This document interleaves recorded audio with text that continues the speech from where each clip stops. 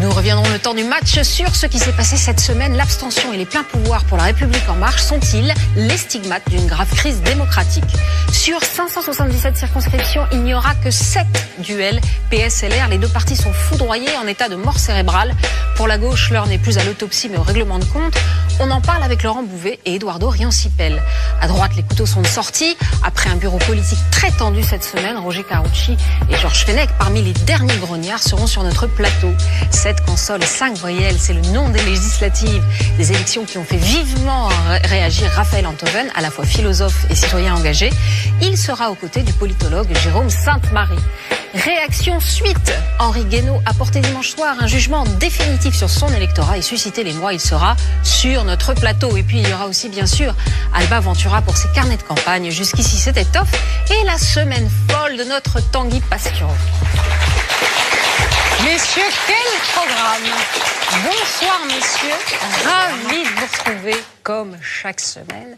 Alors Zemmour et Nolo, c'est le seul prime politique de l'entre-deux tours. C'est pourquoi, bah oui, c'est le seul prime de la télévision publique française. Ah bon, vous trouvez ça normal. Je rappelle la chaîne unique dans le RTF. Ah oui, ça c'est bien. Oui. Je rappelle donc à tous vos amis et à tous vos ennemis que c'est le moment de réagir sur les réseaux sociaux avec le hashtag ZenPP. Je rappelle que grâce à Albert de Belgique, que nous avons 8 citations du général de Gaulle la semaine dernière, ce qui met 16 € dans notre nourrin, ce qui fait que nous avons 166 €.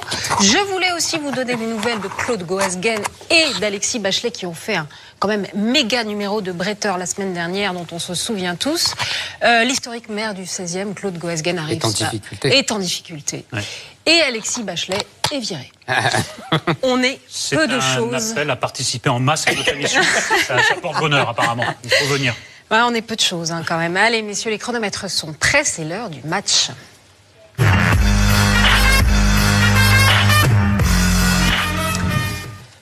Abstention. Refus volontaire de participer à un vote et d'une manière plus générale à la responsabilité d'une décision, acte de réserver son opinion. Ça c'est le Larousse. Plus d'un électeur sur 2 a donc réservé son opinion. Est-ce le signe d'une profonde crise de la démocratie? De la démocratie. Dans cette histoire d'abstention, il y a quelque chose de déjà beaucoup vu et quelque chose, à mon sens, de jamais vu. Quelque chose de beaucoup vu, c'est que les perdants se servent de l'abstention comme d'une excuse ou d'un thème de diversion à leur défaite. Ce qui est jamais vu, en revanche, en tout cas pas à ce point, c'est que le taux, il est vrai record de l'abstention, sert à certains opposants pour délégitimer le président de la République en disant, au fond, il y a que quelques pourcents des gens qui ont vraiment voté pour lui. Alors, à mon sens, ça ne marche pas parce que quand on regarde... 15% du corps électoral. 15% électoral pour 80% des sièges. Oui. Oui, ça c'est le thème de la proportionnelle, on y reviendra un peu plus tard. Mais quand on regarde les chiffres de près, il se trouve que ce sont les divers électorats des opposants à la République En Marche qui se sont le plus abstenus. C'est-à-dire que les électeurs de la République En Marche se sont mobilisés de manière honorable, mais pas très spectaculaire, 85%. Mais les autres se sont démobilisés de manière, spectaculaire, et ça a donné cet écart. Alors les raisons sont multiples. Il y a d'abord la logique des institutions de la Ve République. Il y a des fractures très profondes. On aura l'occasion d'y revenir avec nos invités. Donc les fractures du Parti socialiste et des Républicains. À mon avis, il y a aussi l'entre-deux tours qui a été très très mauvais et de la France insoumise et de Marine Le Pen. Donc moi, cette histoire d'abstention, je trouve pas ça recevable et je trouve que ça masque même le vrai problème, c'est qu'il risque d'y avoir ce qu'on aurait appelé autrefois un régime bourgeois, c'est-à-dire... Copieur. Non, mais c'est-à-dire élu par et pour les bourgeois. Parce que, en fait, ceux qui sont abstenus, c'est les classes populaires.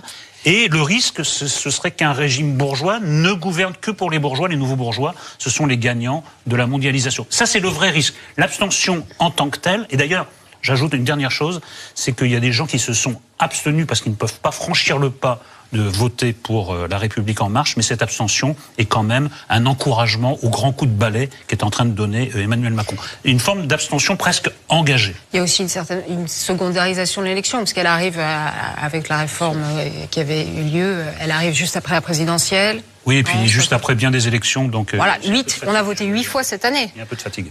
Un peu de lassitude. Vous, je vous vois venir, vous allez nous dire, non, vous allez nous parler de... Très bien, Nolo, il met 15 jours à digérer ce que je dis, et puis après il le ressort, il est parfait. Alors, suffrage censitaire, vous allez nous dire, Éric Zemmour? J'ai preuve, il y a les enregistrements, il y a les textes, il y a tout.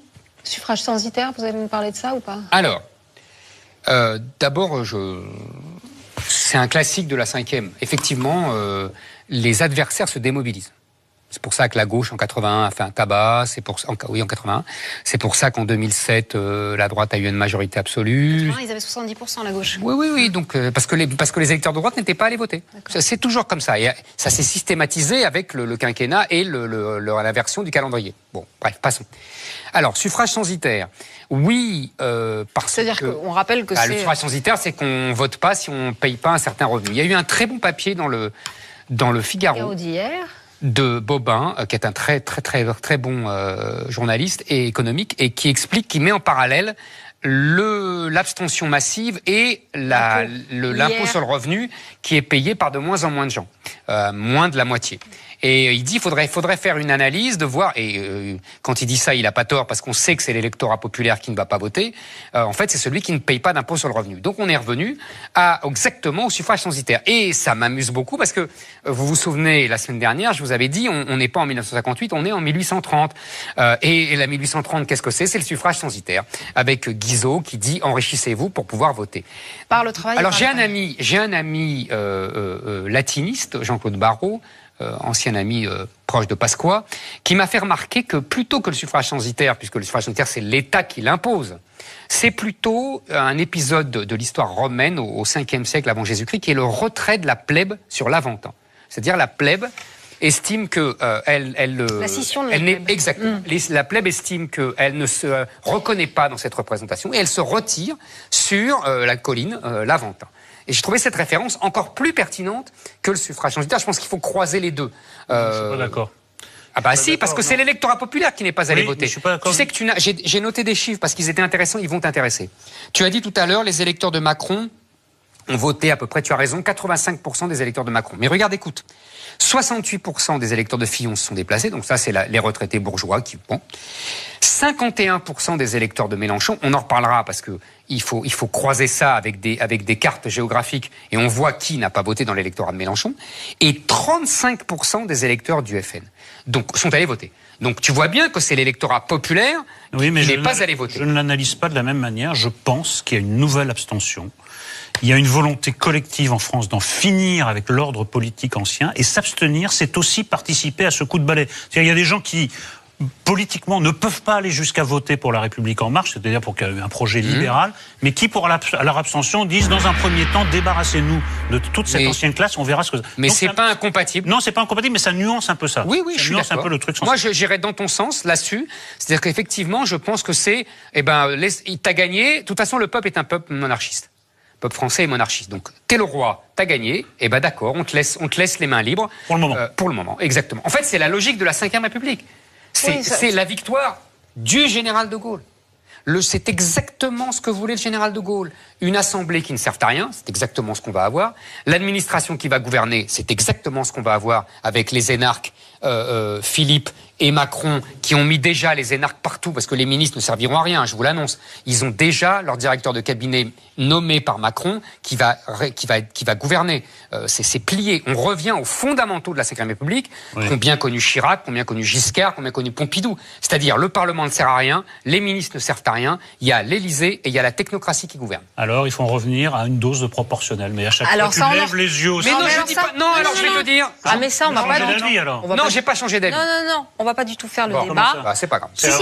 On le fera bien sûr en parler tout à l'heure, mais là c'est l'heure du second débat, même le premier tour des élections législatives confirme donc l'écrasante majorité en faveur de La République En Marche et la débâcle pour les partis traditionnels. La République En Marche, en tête dans 3 circonscriptions sur 4, pourrait bien fournir des fauteuils de députés à plus de 400 marcheurs, à droite, à gauche. Mais est-ce qu'on sait encore ce que c'est? Beaucoup de voix se sont émues de l'émergence de ce parti unique qui disposerait de plein pouvoir. Alors Eric, est-ce que vous êtes inquiet? Non, ça me fait beaucoup rire. Ça me fait beaucoup rire quand on considère d'où viennent ces critiques et ces inquiétudes. Elles viennent d'une part du Parti Socialiste, mais alors, à ce moment-là, le Parti Socialiste, il fallait qu'il s'inquiète. En 2012, il avait encore plus de pouvoir. Et en 1981 ? Oui, vu qu'il avait tous les pouvoirs. Il avait la présidence de la République, il avait le gouvernement, il avait l'Assemblée, il avait le Sénat, les villes, les régions. Soit ils ont protesté contre cette concentration de pouvoir, et j'ai pas entendu, soit ils l'ont fait à voix très basse, mais il y a quelque chose qui s'est perdu.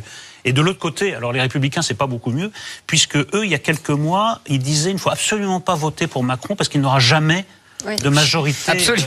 C'est vrai, j'avais oublié. Donc là, il y a un problème. Il y a un problème qui, des deux côtés, c'est pas recevable. Et d'ailleurs, tout le monde s'en fout. Non, moi je pense que le seul vrai problème, c'est que quand il y a une assemblée comme ça, pléthorique de débutants, c'est difficile de gérer le nombre et c'est difficile de gérer le manque d'expérience. Je pense que c'est le seul vrai problème. Le reste, c'est de la rhétorique partisane, pas très sérieuse. Il a tout à fait raison. Il a tout à fait raison. Et je vais répéter ce que je viens de dire. Tout ça ne servira à rien. Macron, Philippe, l'administration.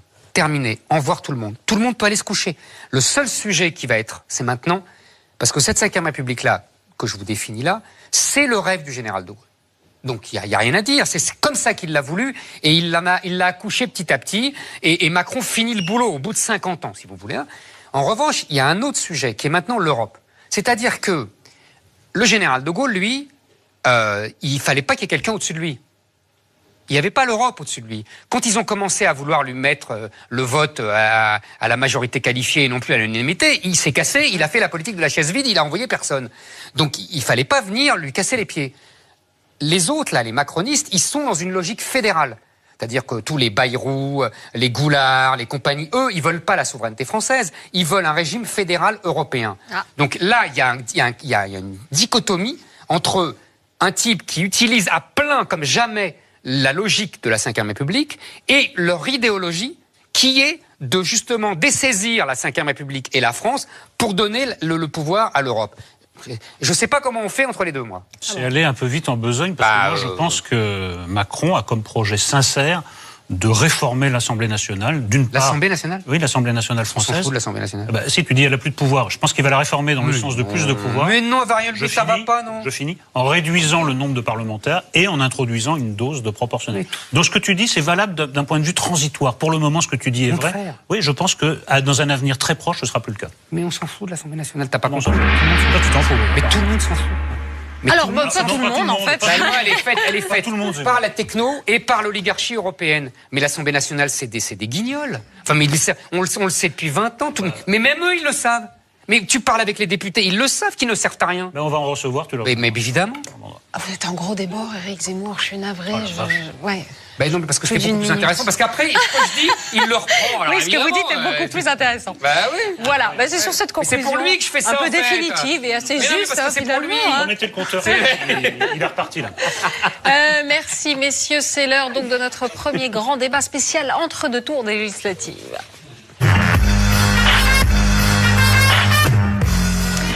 Avant de recevoir Laurent Bouvet et Eduardo Riancipel pour évoquer la déroute sans précédent du PS, regardez cette question qui fâche de Gaël Atlan.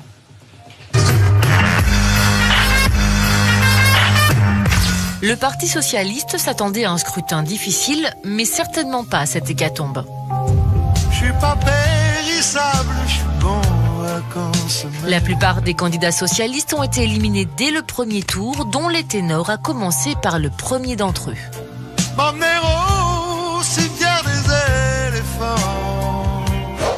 Le parti devrait avoir entre 15 et 25 sièges et divise par 10 son groupe à l'Assemblée nationale. Des roses piétinées par des marcheurs. Et cette première question, le Parti socialiste pouvait-il résister à Emmanuel Macron ? Le tourbillon était trop puissant. C'est un fait.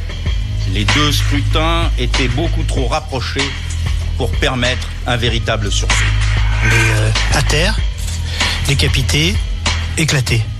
Le Parti socialiste écroulé comme un château de cartes, celui-même dont certains disaient qu'il allait se régénérer, encore et encore. Ça fait 30 ans que l'on dit que le Parti socialiste est un cadavre à la renverse, qu'il a disparu, qu'il va disparaître. La dernière fois qu'on a pronostiqué cela, on a gagné l'élection présidentielle. Un cadavre à la renverse dont les divisions laissent entrevoir un avenir difficile. Une heure à peine après les résultats, les premières flèches étaient lancées. La déroute du Parti socialiste, la faute à qui ? Il y a eu une fronde importante qui l'a quasiment impuissanté pendant 5 ans. Avec des débats au sein du Parti socialiste qui ont été un élément de la déstabilisation globale. Des frondeurs qui d'ailleurs se font balayer. Ils se font balayer, mais ils continuent à donner des leçons, c'est ça qui est bien. Vous avez voté pour un candidat En Marche ou pour un candidat socialiste? Pour un candidat En Marche. Pour un candidat En Marche? Oui, absolument. Pourquoi pour un candidat En Marche? Parce que c'était une bonne candidate. Défaite cuisante, règlement de compte, difficile d'appréhender l'avenir et ceux qui semblent en avoir un seraient déjà en marche pour la réussite de la majorité présidentielle. Le Parti socialiste, un point et la rose, ça a vécu. Et c'est un choix de clarification entre ceux qui veulent la réussite de ce quinquennat, la présidence d'Emmanuel Macron, pour construire et pas pour détruire. Moi, je suis dans la majorité présidentielle. Ah oui, très clairement. Et c'est là où se passe le mouvement. Il y a encore des idées qu'il faut faire vivre à condition qu'on sache les faire adapter. S'adapter, mais jusqu'où? Et cette question qui fâche, le Parti socialiste pourrait-il évoluer sans se renier? Voici Laurent Bouvet et Eduardo Riancipel. Bonsoir messieurs, venez vous asseoir. Bonsoir Eduardo Riancipel. Ah, c'est l'heure des effusions. Vous savez que l'émission n'est pas coupée, hein? Bonsoir. Oui. Bonsoir, ça va? Oui, c'est plus vivant. On vous a mis une petite musique. C'est à la fois plus sympathique et plus vivant. Alors, bonsoir Eduardo Riancipel, vous êtes député PS de Seine-et-Marne et vous êtes candidat aux législatives, mais vous avez été éliminé dès dimanche soir. Vous allez nous raconter si vous cherchez du boulot. Bonsoir Laurent Bouvet, vous êtes politologue et universitaire, vous avez été un proche du PS, vous publiez La gauche zombie, chronique d'une malédiction politique chez Le Mieux, dans lequel vous relatez le quinquennat de François Hollande. Curieux ce titre, non? Parce que un zombie, ça meurt jamais. Et en plus, ça gagne parfois à la fin. Oui, enfin, alors ce sont les chroniques donc que j'ai faites pendant tout le quinquennat, depuis 2011 jusqu'à cette année. Et l'idée de pourquoi la gauche zombie, c'est le mort-vivant, c'est-à-dire c'est. Bah oui, mais c'est ce que je vous dis. Il continue à. Il sait pas qu'il est mort, et il est le seul à pas le savoir. Et pourquoi? Parce que à la demande de Le Mieux éditeur, quand j'ai essayé de regarder quelle chronique je pouvais rassembler, etc. sur le quinquennat Hollande, il y a une chose qui m'est apparue, c'est qu'en fait, comme dirait l'autre, c'était écrit, quoi. Voilà. Bien sûr. Voilà. Donc on avait déjà tout le scénario. Moi j'ai appelé ça au début le zapatérisme, parce qu'on allait s'intéresser aux questions de société. On en a fait des tonnes sur le mariage pour tous. C'était dans le programme de Hollande, il l'a fait, c'était normal. Mais il en a fait beaucoup, parce que derrière, il avait, dès lors qu'il n'avait pas renégocié dès juin 2012 le traité budgétaire avec Angela Merkel, juste après son élection, quand il était encore fort. Angela Merkel avait une élection à venir, on se rappelle plus, mais à l'automne. Il va voir Merkel et il dit c'est bon, on reste comme ça. Donc dès lors, il avait les pieds et poings liés, il pouvait rien faire. Et qu'est-ce qu'il fait dès la rentrée? Comme il y a pas de grain à moudre, il met tout peu d'argent qu'il a, il va le mettre dans le CICE, etc. Mais il dit on va occuper le débat. Il fait renaître la droite de ses cendres grâce à la manif pour tous et contre le mariage pour tous. Il crée une situation de confusion où il y a quand même déjà, on se rappelle Florange, etc. Il y a déjà des problèmes dès le début. Et là, on a, disons, la scène qui est installée. Après, la pièce qui va se jouer dessus va être une pièce qui va confirmer sans cesse les ambiguïtés. Le PS qui, en 2005, n'a pas résolu la question. Le PS, en 2005, au référendum sur la Constitution européenne, avait fait un référendum interne, Eduardo doit s'en souvenir, où l'immense majorité du parti avait voté oui. Et ensuite, dans le référendum, évidemment, le non l'emporte. Une partie des socialistes, derrière Laurent Fabius notamment, défendent le non. Et qu'est-ce que fait François Hollande? Il dit voilà, très bien, on continue. On réintègre Laurent Fabius dans la direction et on continue comme avant. Mais donc depuis cette date, au moins, et sans doute depuis le manque d'analyse de la défaite de 2002 de Lionel Jospin, le Parti socialiste est condamné. C'est un mort-vivant. Cette fois, c'est comme avec les zombies. Pour les tuer, il faut leur planter un pieu dans la tête. Ceux qui regardent The Walking Dead, les séries avec des zombies connaissent bien ces questions, les films plus anciens de Romero, etc. Donc là, Emmanuel Macron a tiré une balle dans la tête des zombies. Voilà. Donc là, le zombie est mort. Il y a quelque chose d'autre qui va se produire, évidemment, mais le zombie est mort. Ouais. Vous avez quoi? Vous semblez accuser le coup. Vous êtes déprimé, vous êtes... Est-ce que vous avez l'air d'avoir quelqu'un de déprimé face à vous? Un peu. J'ai un père psychiatre, mais ça va très bien. Ah bah. Vous voyez? Non, c'est la vie politique. Si vous n'acceptez pas la froideur, la cruauté d'une vague présidentielle d'une telle ampleur, il faut faire autre chose dans la vie. Je sais très bien où je mettais les pieds en m'engageant dans la vie politique. Et je crois que c'est tout à l'honneur de nous tous. Moi, je n'ai aucune sécurité, je ne suis pas fonctionnaire, j'ai pas de plan caché. Mais du je coup, vis qu'est-ce mon que vous allez engagement faire politique avec l'intensité qui est celle précisément de la vie publique, avec ses risques, ses grands risques. Et je ferai comme tout le monde, chère madame. J'irai chercher du travail, me ressourcer, mais pleinement engagé. Parce que je crois que ma génération politique a tout à reconstruire, et notamment à gauche. Et on a à construire la France, l'Europe et le monde de demain. Diable. Moi, mon problème, c'est que je vois bien ce qui se passe depuis un moment. J'ai été au maximum loyal au cours de ce quinquennat parce que j'ai l'esprit collectif et que j'accepte les décisions collectives. Maintenant, il faut être clair. La gauche démocratique en France n'a pas su s'installer au XXIe siècle. Pas encore. Et nous avons, je crois, perdu, nous vivons aussi cette déroute par une absence de compréhension du monde dans lequel nous sommes en train d'entrer. Je dis depuis des années qu'il faut construire la gauche de demain, la gauche de l'après-crise de 2008. Mais c'est pas Emmanuel Macron qui l'a construite? Pardon? C'est pas Emmanuel Macron qui l'a construite? Il va probablement chercher à le faire. Et le grand remplacement politique peut avoir lieu, moins du côté de la gauche radicale que veut incarner Jean-Luc Mélenchon, que de la nouvelle offre politique que veut incarner le futur parti d'Emmanuel Macron. Je crois qu'il y a un espace pour que nous ne disparaissions pas, à condition que nous sortions de l'idéologie de la gauche gestionnaire dans une société libérale où la fin du monde serait arrivée, la fin de l'histoire, où il n'y aurait plus rien à changer. Il y a un monde nouveau, c'est un changement de civilisation qui est en cours. Vous avez un nouveau désordre mondial. La crise financière de la dérégulation économique et financière est passée par là. Quelles sont les nouvelles règles du jeu? Est-ce que la gauche a encore quelque chose à dire? Est-ce qu'au sein de la gauche, le Parti socialiste a quelque chose à dire sur la France, sur l'Europe, sur le devenir de ce monde qui est un monde où simplement la paix et la sécurité sont de nouveau menacées. Nous vivons dans un monde instable et dangereux.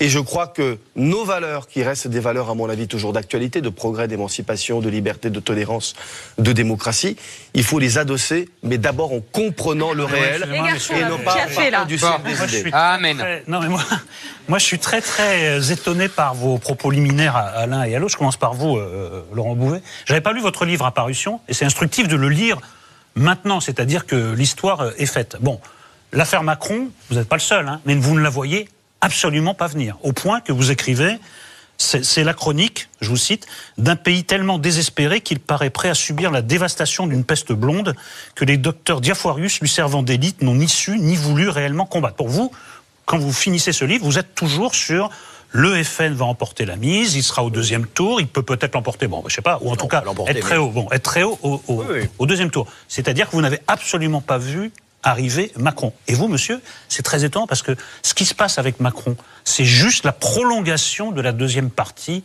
du quinquennat de François Hollande. C'est ce que François Hollande voulait faire et n'a pas réussi à faire. Il y a une interview ce matin de Raymond Soubi, conseiller social de Hollande, de Sarkozy, qui dit, voilà, ils reprennent là où El Khomri s'est arrêté parce que simplement il y avait un défaut d'incarnation, c'est ça le problème, c'est pas un problème de ligne politique. Il y avait un défaut d'incarnation. Il y avait un président de la République qui était incapable d'imposer ce qu'il voulait. Ce qu'il voulait, c'est le programme aujourd'hui d'Emmanuel Macron. Et c'est pour ça que le livre de Laurent Bouvet ne s'appelle pas le PS zombie, s'appelle la gauche zombie. Oui. C'est là où je suis pas d'accord. La gauche, elle n'est pas zombie. Elle s'est simplement réincarnée en Emmanuel Macron qui prolonge ce qui se passe dans la gauche de gouvernement depuis 1983. C'est pour ça que vos deux propos liminaires je suis pas totalement d'accord avec vous parce vraiment très étonné. Emmanuel Macron et son mouvement qui va être refondé dans quelques mois n'a pas encore fixé justement l'axe central, s'il se situe à gauche ou plutôt à droite. Cette clarification devra venir à un moment donné aussi du parti d'Emmanuel Macron. Il peut vouloir s'installer dans un axe central, mais moi je vous parle de la gauche et je vous parle de la gauche de demain. Aujourd'hui, le Parti socialiste, il est peut-être en situation de mort clinique. Effectivement, on peut soit disparaître totalement du paysage parce qu'on deviendrait inutile à la société française et aux Français. Je crois que c'est la situation dans laquelle nous nous trouvons.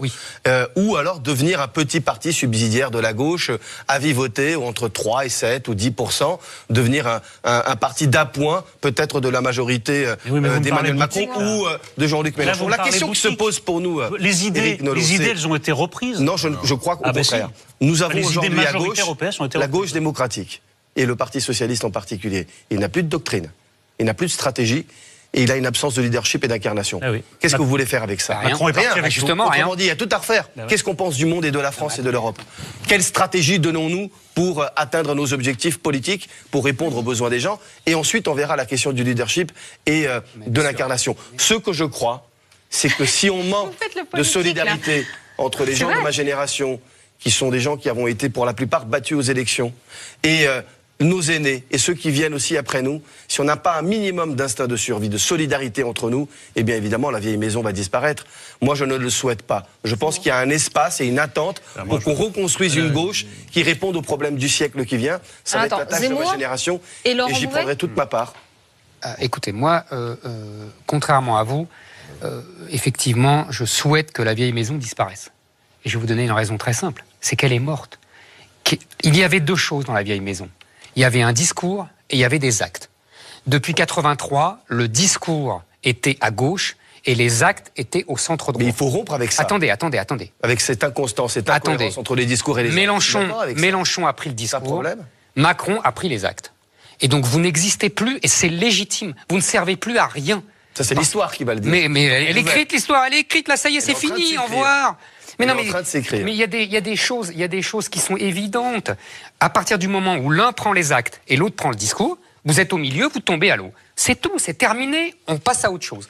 Maintenant, je voudrais répondre à M. Bouvet, parce que depuis tout à l'heure, je suis souvent d'accord avec vos analyses. Je trouve simplement que, à chaque fois, j'ai envie de vous dire, ah ben oui.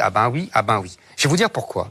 Parce que quand vous dites, il n'a pas renégocié le traité budgétaire, je parle sous contrôle de Nolo. Pendant toute la campagne de 2012, à tous les invités socialistes, tu t'en souviens Eric, je leur disais, il ne renégociera pas le traité budgétaire parce que c'est un Delorien. Il suffit de voir les temps longs. C'est un Delorien, ça veut dire qu'il est le fils de Delors et que depuis 30 ans, il a toujours mis l'Europe au-dessus du socialisme. Exactement. Il a toujours mis l'Europe au-dessus du socialisme. Et donc, c'était évident qu'il ne renégocierait pas.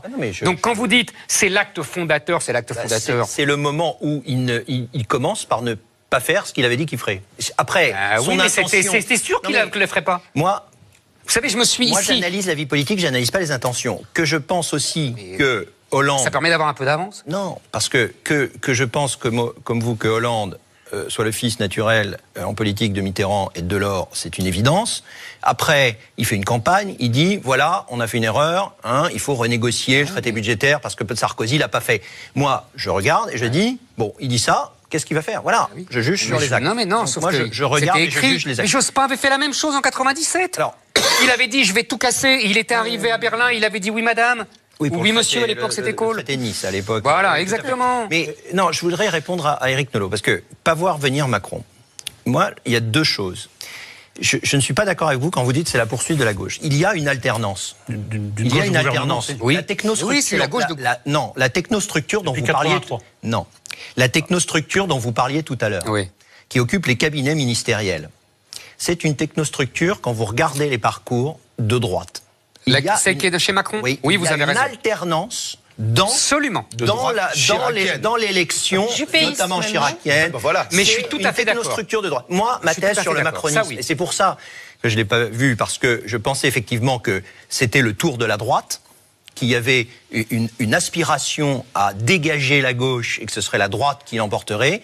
Elle a choisi un candidat qui n'était pas forcément le meilleur pour le faire, mais enfin qui avait quelques armes et dont la campagne, on a vu ce que ça a donné. Et deuxièmement, qui pouvait anticiper que le FN serait aussi mauvais et que Marine Le Pen serait aussi mauvaise en campagne, que la peste blonde serait finalement une espèce de truc friable qui allait s'étioler pendant la campagne et s'effondrer complètement lors du second tour. Donc, je reviens au macronisme. Ce que c'est que le macronisme, et c'est comme à différentes reprises dans notre histoire, depuis très longtemps, on peut parler de Richelieu, on peut parler de Colbert, etc. C'est les gens de l'État qui disent on va reprendre nous-mêmes le pouvoir. Parce que les politiques ont failli. Évidemment. Et donc, Macron, c'est le premier à se dire, et c'est pour ça qu'il ubérise, y compris tous les jeunes de la classe politique, droite et gauche confondus, il les ubérise parce qu'il dit je ne vais pas aller en politique pour être un énarque qui devient politique comme les Juppé, comme les Hollande, etc., et qui deviennent que des politiques et qui font leur carrière. Je vais y aller en étant l'homme de l'État qui va réformer la France enfin comme elle se doit, etc., etc., son discours réformiste. Non, mais son discours. Et oui, évidemment, mais il va le faire. Par le haut, par l'État colbertiste, c'est plus colbertiste que clémenciste. Moi, c'est ça mon problème, évidemment. Mais, donc, il arrive, il dit ça, il prend lui-même en charge l'État. Donc on est dans une révolution technocratique de nouvelle génération, mais c'est là où je suis pas tout à fait d'accord avec je suis d'accord avec ça. À l'âge du populisme, à l'âge du populisme, à l'âge d'une société industrielle qui devient une société numérique, donc ça change énormément de choses et on n'est plus du tout dans l'analyse classique, et à l'âge de problèmes considérables, le terrorisme, les menaces, la menace identitaire, absolument d'accord. Et ça c'est un point et qu'ils occultent complètement. On est d'accord. Bon, donc, écoutez, ne pas le voir venir, c'est pas ne pas voir venir dans ce livre. Vous lirez mes chroniques depuis 5 ans. Non, mais je suis pas d'accord avec vous. Non, mais attendez, mais c'est la prolongation de la gauche de gouvernement. Attendez. D'autres moyens. Moi, je suis peut-être à la fin, ça dépend aujourd'hui. Moi, je suis d'accord que moi, je suis à la fois déprimé et ubérisé, ça va mal finir. Moi, c'est le pouvoir d'un bloc libéral et européen, fédéraliste, ça c'est sûr. Mais droite et gauche, c'est pas la gauche de gouvernement. Mais sauf que la France reste majoritaire, elle ne peut pas s'unir politiquement. 30 secondes. 30 secondes et je vous laisse la parole. Je suis tout à fait d'accord quand vous dites que c'est la révolution de la technostructure de droite et de gauche, puisque de toute façon ils sont interchangeables, c'est les mêmes, et que c'est plutôt une technostructure de droite. Sociologiquement, ils sont plutôt une technostructure de droite qui gouverne. Je suis d'accord aussi avec vous. Vous oubliez une seule chose, c'est que les députés qui feront à l'Assemblée, c'est plutôt des gens de gauche. Donc on a en fait une réconciliation de la bourgeoisie totale, c'est-à-dire la bourgeoisie de gauche, bobo, et la bourgeoisie conservatrice libérale, qui se réconcilie dans le macronisme pour imposer au peuple, à un peuple rétif, la révolution de la mondialisation et de la mondialisation libérale, et qui est prise en main par cette technostructure de droite, mais ça aurait pu être la technostructure de gauche, puisqu'en fait la technostructure de gauche, elle passe la main à la technostructure de droite en lui disant « Eh ben vas-y, tu vas mieux te débrouiller que moi ». Mais c'est tout, c'est simplement un passage de relais. Ils sont d'accord à 90%.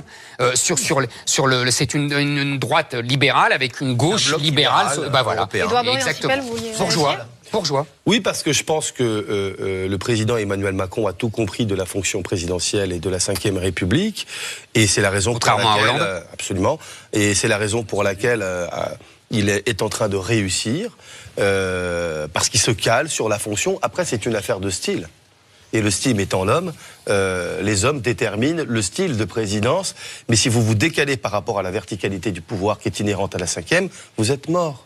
Et lui, il est en train de comprendre cela. Premier point. Deuxième point, je crois qu'il y a de nouveaux clivages qui sont en train de se reformuler. La gauche et la droite va se reformuler à l'intérieur de ce qu'est en train de déblayer Emmanuel Macron comme nouveau champ du jeu politique. Et il faut se caler par rapport à ça. Il ne faut pas rester sur les marges. Moi, c'est pas à vous, Éric Nolot, c'est pas à vous ni à moi de le décréter. C'est la maladie infantile des socialistes. Mais incarné par la maladie infantile des socialistes, permettez-moi de terminer. Incarné par qui? Vous venez sur le troisième point qui n'est pas le premier. Le premier, c'est qu'est-ce qu'on pense du monde, de la France et de l'Europe.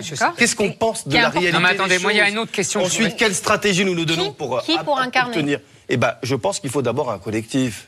Si on croit que on retourne avec ces maladies de courant, on cherche à faire des boutiques, non, moi j'aimerais vous demander. On va se fragmenter et vous aurez 10 partis de gauche.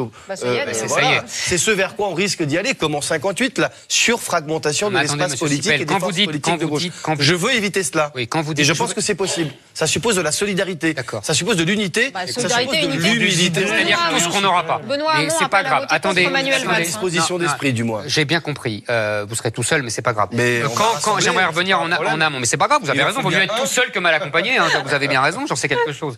Donc, vous êtes très bien accompagné, Eric.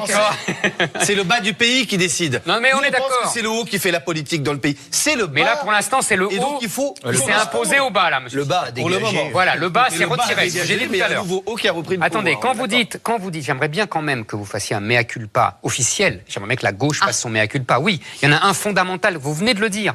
Vous venez de dire quand on s'écarte de la verticalité de la Ve République, on échoue. Mais c'est la gauche qui a voulu imposer, depuis les années 70, cette destruction de la verticalité dans la société, dans l'État. François Mitterrand, c'était un mec de droite et qui était des années 30. Alors, me la faites pas. Il disait lui-même, je les connais. Oui, justement. Donc je vous parle, moi, de la gauche des années 70 qui a atterri dans François Hollande. C'est cette gauche-là qui a refusé la verticalité, qui a voulu l'abattre dans la famille, dans la société, et qui l'a abattue d'ailleurs. Non, je confonds pas du tout. C'est la même chose. La structure politique n'est que le reflet de l'infrastructure sociale et économique.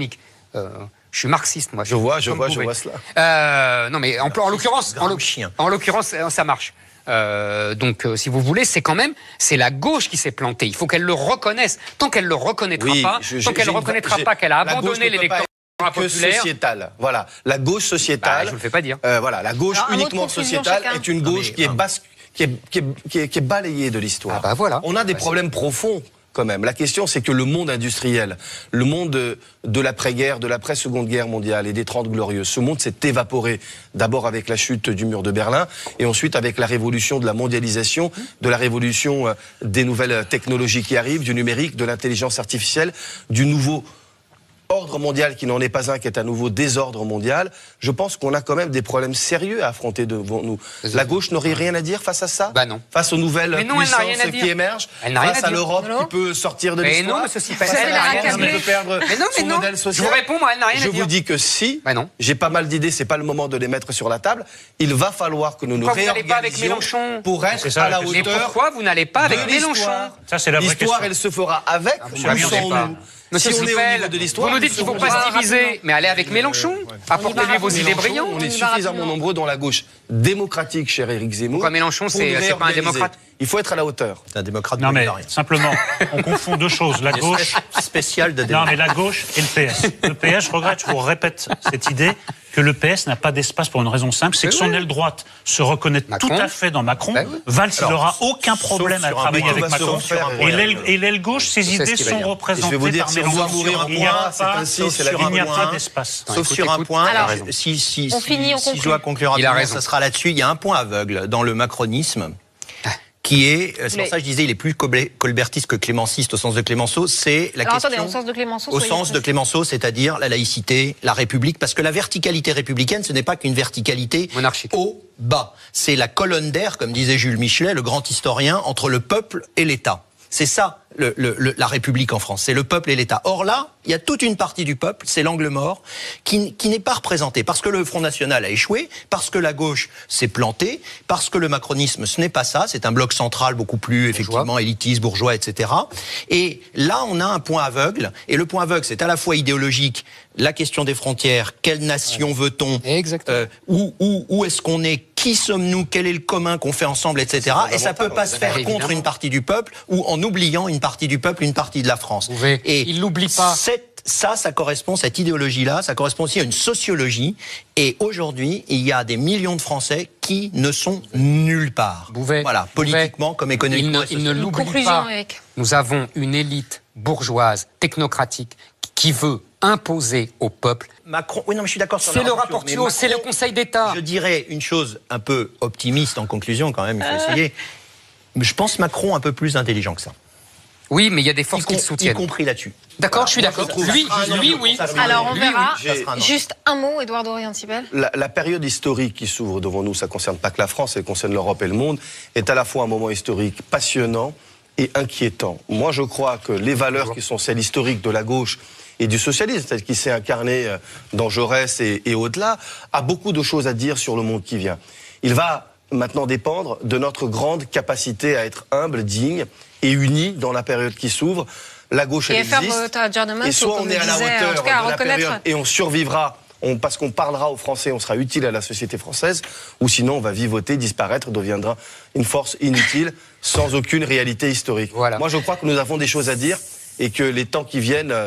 Mais dites-les avec Mélenchon, vous susurre Éric Zemmour. Merci messieurs d'être passés sur ce plateau. Laurent Bouvet, je rappelle le titre de votre livre, La gauche zombie chez Le Mieux Éditeur. À venir, Alba Ventura, Henri Guénaud, Raphaël Antoven, Jérôme Sainte-Marie, Roger Carucci, Georges Fenech et Tanguy Pastureau, évidemment. Mais tout de suite, c'est l'heure de la pub. Vivez votre plaisir jusqu'au bout en regardant votre série avec les cônes. Claude Zemmour et Nolo. Je vous rappelle que vous pouvez réagir sur les réseaux sociaux avec le hashtag ZenPP. Voici Roger Carucci et Georges Fenech. Messieurs, bonsoir. Bonsoir.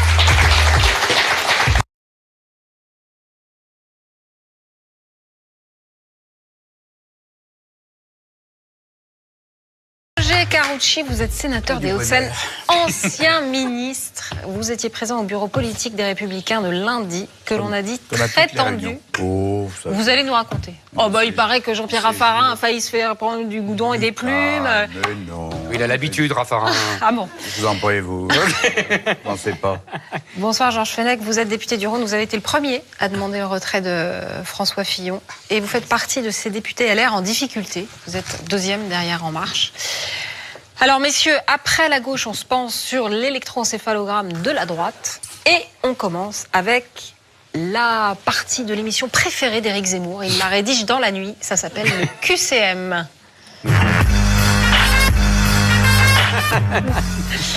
S'il a fait cette... Alors, messieurs, selon vous, qui est responsable de l'effondrement de la droite aux législatives? François Baroin, François Fillon ou Édouard Philippe? Elle est bien tordue celle-là. Elle n'est pas de moi, mais je reconnais que... Les trois Les trois. Ouais, enfin moi je laisserai François Baroin en dehors parce que je vois pas en quoi il aurait concouru. L'échec de Fillon. Il a l'idée la campagne. Oh, on peut pas dire ça. Ah bon? Ça partait sur des bases tellement difficiles. C'est vrai. L'échec de Fillon dès le premier tour fait que naturellement, on paye les pots cassés aux législatives. Et le fait que Macron ait pris quelqu'un venant de LR, Édouard Philippe, ça a déstabilisé les électeurs. Donc les deux éléments sont très déstabilisants pour la droite. François Baroin, il essaye de réparer ce qui peut l'être, mais c'est pas un élément sur la défaite. Zemmour? Non, non, mais je... N'aime pas François Baroin. D'abord la réponse... non, oui. vous voulez pas donner votre réponse d'abord? Si on me demande, moi je réponds. Ben justement, allez-y, monsieur Fenech, moi, vous avez vu, Vous m'avez invité. Mais c'est pour ça que je... Vous avez vu comme vous... vous avez vu comme je... C'est moi qui suis courtois dans cette... Contrairement à ce qu'on pense. Bien, si vous voulez répondre, si je suis pas là. Mais non, je vais répondre à... On va laisser Roger. Je vais répondre à Roger. Monsieur Fenech, j'avais entendu que vous disiez les trois. Non, écoutez... Mais du coup, il répond plus. Allez, vas-y. On est, cher Roger, dans un déni total. Total. Je n'ai jamais pensé qu'on pouvait arriver à un tel niveau en politique. C'est-à-dire à ras des pâquerettes. Nous avons été incapables, les uns et les autres, de nous lever à un certain moment pour dire à François Fillon, stop. J'ai été bien seul. Et j'en ai pris plein la figure. Nous avions un ancien président de la République. Nous avions deux anciens premiers ministres. Nous avions des présidents du Sénat et présidents de l'Assemblée nationale qui tous ont été courbés les chines devant François Fillon, qui était un candidat discrédité depuis le 25 janvier. Et nous allions droit dans le mur. Ça, c'est la vraie réponse. Si on continue à chercher d'autres explications, c'est qu'on continue à rester dans le déni. Nous nous sommes suicidés. Monsieur Donc qui est responsable? Notre famille politique, nos dirigeants, tous ceux qui n'ont pas osé dire la vérité à François Fillon et lui demander de se retirer au moment où c'était encore temps. Monsieur Fenech, pardonnez-moi. La réponse, elle est là. Non, mais j'entends votre réponse. C'est un suicide. C'est pour ça que je tenais à ce que vous répondiez avant que je n'allais pas chercher Baroin. Je savais que vous alliez il est sur des décombres. Non, mais je suis d'accord. Baroin, oublions Baroin. On est d'accord.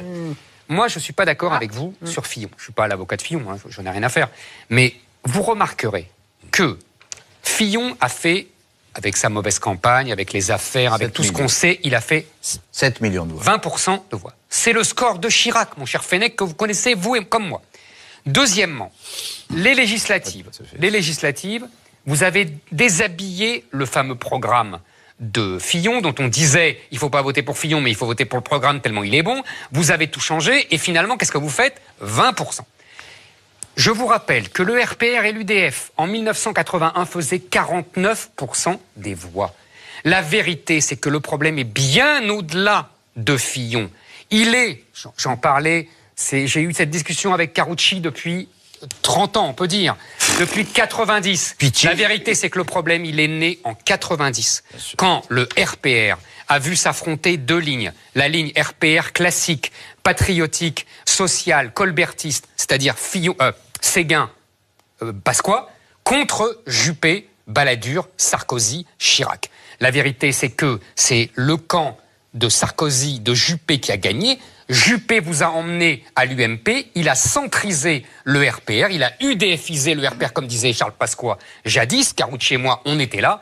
Et le résultat, il est là. Il est sur 30 ans de juppéisation. Le rapport avec Fillon. Eh ben, justement, Fillon, c'est un épiphénomène dans cette histoire. La preuve, il fait le même score, il fait le même score que vous. Vous allez reprendre la parole. Vous allez reprendre la parole. Mais je vous en prie. Bien sûr. Éric Zemmour, vous êtes dans l'aveuglement total. Ah bah, je vous écoute. Et total. Vous ne voyez pas les choses. Vous ne les voyez plus parce que vous avez une vision du passé. Vous n'avez pas elle éclaire l'avenir. Ce qui s'est passé aujourd'hui, ce qui est en train de se passer, moi je l'appelle le printemps français, comme il y a eu le printemps arabe. On a assisté à une révolution démocratique. C'est-à-dire qu'on a assisté à un grand dégagisme. On a dégagé les grands partis politiques. Alors, vous rentrez dans des considérations très subtiles, juppéistes, elles sont essentielles. C'est fini tout ça. Ah oui, c'est fini. On a viré la classe politique qui dirigeait le pays depuis 30 ans. Mais pourquoi? À cause des affaires. Non, pas du tout. Mais vous avez une vision judiciaire. Vous avez une vision judiciaire, moralisatrice. Mais c'est vous qui avez rien compris. Excusez-moi. C'est vous qui n'avez rien compris. Je n'ai pas de vision moralisatrice. Je me bats contre ces lois de moralisation. Alors, je dis que la classe politique, pardon, et je dis que nous avons été dégagés par les Français qui en avaient marre. Ça n'a rien à voir avec les affaires. Mais si, il y a eu un accord. Intervenir, monsieur. Je suis pas d'accord. Alors allez-y, puis après je prendrai la parole après, il n'y a pas de raison. Je voudrais revenir sur Barouin quand même.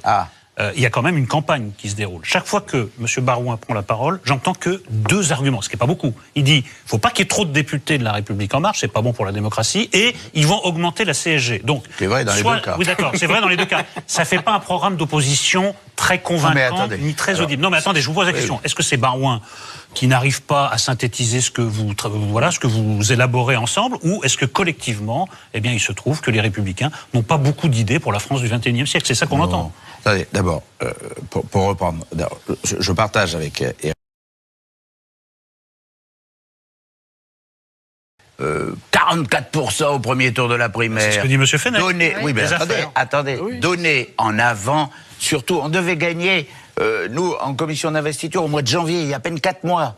On disait 340 sièges pour les Républicains, 40 sièges pour l'UDI. Oui, mais il y avait une fracture. Non mais attendez. La vérité, c'est qu'il y a à peine 4-5 mois, toutes les enquêtes d'opinion disaient que les Français voulaient la droite. Oui, mais toutes les enquêtes d'opinion voulaient qu'on balaye Hollande. Elle a eu la droite, d'ailleurs. Et le résultat, c'est que l'analyse de Macron a été la bonne. Bien sûr. C'est-à-dire que le type a dit, je ne veux pas me situer à gauche, les Français n'en veulent plus. Exact. Je vais dire que je prends des types à droite, Édouard Philippe, Bruno Le Maire. Je vais dire mon programme à gauche, moi, jamais. Enfin, jamais j'ai été ministre de Hollande. Jamais j'ai été à l'Élysée. Un homme neuf. J'arrive, je vous souris, je suis un homme neuf. Et les Français se sont dit, c'est pas mal. Ben si, parce que les formations politiques... Que vous soyez fait rouler dans la farine par quelque chose d'aussi grossier, c'est pas à votre honneur. Attendez, les formations politiques, elles, vous n'arrêtez pas de dire avancer des idées, mais que ce soit le PS de son côté, que ce soit le Front de gauche du sien, ou que ce soit les Républicains, il y avait un programme, il y avait un projet... Inaudible. À un moment. Mais bien sûr, inaudible. Oui, mais inaudible pourquoi? Parce que, et là, je partage tout à fait l'avis de Georges, c'est que les polémiques et les affaires sur Fillon ont étouffé le débat. Et après la présidentielle, perdue, dès le premier tour, on disait, est-ce qu'on peut avoir le débat pour les législatives? Oui, voilà où je voulais en venir. Pas plus, pas moins. Un petit quart d'heure. Pas plus, pas moins. Non, mais attendez. Pourquoi est-ce que, par exemple, les candidats En Marche, partout dans le pays, refusent les débats pour le deuxième tour avec les candidats de la droite? Aussi, d'ailleurs, Ils refusent. Ils veulent pas venir en débat. Ils refusent les débats locaux. Ils refusent les débats sur les chaînes régionales. Ils refusent partout. Ils ont raison. Parce qu'ils n'ont pas de projet et qu'ils disent c'est l'image qui va gagner. Non, mais quel est le vôtre? Mais le nôtre, il faut au moins pouvoir l'exposer en débat si on refuse le débat. Quelles sont les idées que portent les Républicains maintenant pour l'avenir? Il va falloir que vous reconstruisiez pas seulement l'appareil, mais également au niveau des idées. Alors, ça, je suis d'accord. Quelles sont-elles? Non, mais si vous regardez... Tu vas pas te le dire maintenant. Ah, bah si, j'aimerais bien. Non, mais sur le fond, les choses n'ont pas réellement changé en 6 mois. Que ce soit sur les 35 heures, que ce soit sur la fiscalité, que ce soit sur le contrôle de l'immigration, que ce soit sur l'insécurité, que ce soit sur la politique en matière d'emploi, les idées qui ont été défendues. reste là. Vous nous dites, vous avez changé par rapport à Fillon. Mais, on a changé sur le 500 000 fonctionnaires. Ça, et la TVA. Et sur la TVA. D'accord. Il y a 2 éléments de changement. Carucci... Qui n'étaient pas d'ailleurs, si vous notez bien. Les deux qui n'étaient pas dans le programme du parti. C'était dans le programme du candidat. Pas dans le programme du parti de juillet 2016, où ces 2 éléments n'étaient pas. Éric Zemmour nous a expliqué souvent ici que s'il y avait un grand cadavre à la renverse à gauche, ça menaçait aussi la droite, puisqu'il y avait cette ligne. Oui, mais vous dites la droite, on était bien avant les élections. Il y a 6 mois. Où est le problème ? Il y a 6 mois, mais vous n'étiez pas bien du tout. Vous aviez déjà une fissure qui allait faire éclater. Alors. Non, mais j'ai compris. Non, ce qu'elle veut dire, c'est que on est d'accord là-dessus. Depuis le RPR de 90. Sauf que la différence, c'est qu'il comptait être élu sur l'anti-hollandisme, comme Hollande avait été élu sur l'anti-Sarkozy. C'est ça, en vérité, qui a éclaté. C'est ce truc-là. Maintenant, je voudrais revenir à cette histoire, parce que vous dites, on n'a pas pu faire campagne. Je suis d'accord, je l'ai dit ici, il y a eu un putsch médiatico-judiciaire contre Fillon. Je le dis et je le répète. Absolument pas. Je sais qu'on n'est pas d'accord. Non, mais je sais qu'on n'est pas d'accord, monsieur Fenech. Il n'empêche qu'on a mis l'éclairage sur ces histoires-là. Il y en a eu d'autres. On aurait pu faire. Un journaliste peut s'en prendre à la liberté de la presse. Comme c'est Zemmour. Attendez. Il y a un putsch contre Bayrou, là, en ce moment. Il y avait un putsch contre Ferrand, il y avait un putsch contre... Mais vous avez remarqué que ça n'a pas eu le même impact. Ça n'a pas eu le même effet. Ça n'a pas eu le même effet. Heureusement qu'on a une presse. Vous savez, monsieur Fenech, la liberté. Ça se payera peut-être, mais pour l'instant, ça se paye pas. C'est pas la presse qui invente les affaires. Écoutez, monsieur Fenech. Un putsch. Fillon, il a perdu 5 points. Monsieur Fenech, il a perdu 5 points, Fillon. 5 points. Je sais, avant les affaires. Je sais tout Merci. ça. Et après, il n'a plus perdu. Il a perdu les 5 points. Voilà. Et ben voilà. Vous voyez que c'est pas seulement les affaires. Alors Eric. Il n'y a pas seulement les affaires. Et deuxièmement, la vérité, c'est que vous ne parlez plus de rien. Vous êtes rentré dans l'économisme le plus étriqué, à part la parenthèse Sarkozy. Mais le problème, c'est que Sarkozy parlait, mais il faisait rien. Mais vous êtes rentré dans l'économisme le plus étriqué, le plus étroit. Qu'est-ce que vous en savez ? Je vous écoute, moi. Vous me posez pas la question. Je vous pose pas de question, vous allez me répondre. Oui. Qu'est-ce que c'est que cet économisme le plus étriqué ? Moi, je suis contre la loi travail. C'est une remise en cause de toute une histoire de la protection du salarié vis-à-vis de l'employeur.